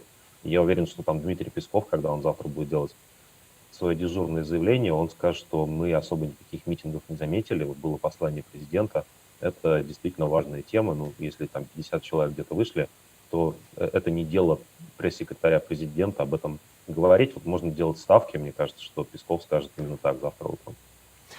Кирилл, последний вопрос. Вот сегодня наши корреспонденты во время включения из разных городов общались с участниками несогласованной акции. И многие люди говорили, что у них сложное отношение к самому политику Алексею Навальному, а вышли они на акцию, потому что, ну, в некоторой степени они против того, чтобы в России были политзаключенные в целом, и они против несправедливости, и они против того, чтобы выборы проходили, ну, так, как они проходили, нечестно, по словам участников акции. Мы видим, что в регионах, в некоторых городах протестная активность, она аккумулировалась вокруг штабов Навального. И сейчас за последние недели мы видим колоссальное давление на, собственно, сотрудников или волонтеров штабов Навального. Фактически власть, если так можно сказать, пытается разгромить всю сеть штабов Навального по всей стране. Как вы думаете, каким образом это уже сказалось и в будущем скажется на том, каким образом протестная активность, в частности в регионах, не то, ну, мы оставим за скобками Москву и Санкт-Петербург, будет влиять на те решения, которые будут приниматься в Кремле по отношению, собственно, вот к этой протестной активности, к людям, которые недовольны? Ну, знаете, мне кажется, что и хабаровский сюжет, и другие региональные сюжеты, они Кремль приводят сейчас к такой гипотезе, что, ну, надо вообще так выстроить отношения с регионами, чтобы там просто буквально мышь не проскочила, то есть там все депутаты, и, точнее, все губернаторы до единого должны быть абсолютно лояльными там, на 100% подконтрольные Кремлю. Вот. И как бы единственный ключевой KPI, как и раньше было, мне кажется, это уровень поддержки Единой России в регионе. Сейчас все губернаторы должны вот костьми лечь для того, чтобы показать, что на выборах в Госдуму Единая Россия у них в регионе крайне убедительно побеждает. Что это означает для протестной активности? Это означает, что любые проблемы региональные, социальные, экологические, проблемы, связанные с отсутствием политической конкуренции, с отсутствием судебной системы, ну и так далее, да, это длинный список. Все эти проблемы, они будут, в общем, прятаться под ковер, и людям более-менее, ну, нельзя будет о них говорить, по крайней мере, ну, на кухне можно будет говорить, и, может быть, даже на каком-то одиночном пикете, если повезет, вот, но на любой какой-то более-менее крупной публичной площадке об этом говорить будет нельзя, и тем более нельзя будет предлагать какие-то альтернативные политические решения. Мне кажется, мы довольно стремительно входим в эпоху криминализации несогласованной политики, так же, как у нас несанкционированные митинги есть, теперь вот у нас есть не очень конституционное, незаконное понятие, по большому счету. Вот у нас сейчас есть несанкционированная политика. Если вы с губернатором или с каким-то официальным оппозиционером, утвержденным в Кремле, не сотрудничаете, то, значит, вы, ну, более-менее там правонарушитель. Вот. И это потенциально это закладывает, конечно, гигантскую такую бомбу под конструкцию под названием Российская Федерация, потому что я не думаю, что у нас есть полный сейчас аналог там, повторения каких-то советских событий. Советский Союз был совсем другим местом и в разные эпохи там, по-разному отличался от наших нынешних событий, но просто это ближайшая наша историческая аналогия, и она заключается в том, что вот если очень долго, в течение десятилетий не решать проблемы, а вместо этого их игнорировать и делать вид, что вы живете в прекрасной стране, то все это рано или поздно кончается, ну, таким как бы жалким, одновременно трагическим коллапсом, как это случилось с позднеперестроечным Советским Союзом и с ранней Российской Федерацией. И мне кажется, вот как бы выметание, вычищение оппозиционной политики, ее криминализация, по сути, то, что сейчас происходит вокруг штабов Навального, это просто самый очевидный пример. На самом деле, если на месте Навального появится кто-то еще, то его ждет сейчас такая же, видимо, судьба и довольно быстро. Вот эта криминализация оппозиционной политики, общественной дискуссии и хоть сколько-нибудь конкурентных выборов, это сценарий такой, ну, как бы новой диктатуры и новой политической катастрофы, которую нам, нашей родной стране, готовят нынешние российские власти. Это, конечно, предельно оскорбительно. Вот, мне кажется, как гражданину России за этим наблюдать и в этом участвовать. Спасибо огромное. Напомню, что с нами на связи был редактор отдела политики «Новой газеты» Кирилл Мартынов. Удачи, хорошего вам продолжения дня. Знаю, что ваши коллеги тоже сейчас очень внимательно следят за развитием событий не только в Москве и Петербурге, но и в других городах. Наш же стрим, наше вещание подходит к завершению. Я напоследок прочитаю очень важное сообщение от ОВД-Инфо. По данным наших коллег, ВКонтакте блокируют видео с задержаниями на акциях 21 апреля. Видео становятся недоступными практически сразу после загрузки. Мы надеемся, что с нашим стримом этого не произойдет. И если вы захотите, вы сможете пересмотреть его. Мы выложим его чуть попозже на всех наших площадках. Ну и в завершение напомню, что вы можете поддержать независимую журналистику о российских регионах, то есть поддержать наш интернет-журнал. Если вы наведете свой смартфон на экран компьютера, вы сможете отсканировать QR-код, и там появится информация о том, как вы можете поддержать нашу работу, например, оформив ежемесячное пожертвование или донат.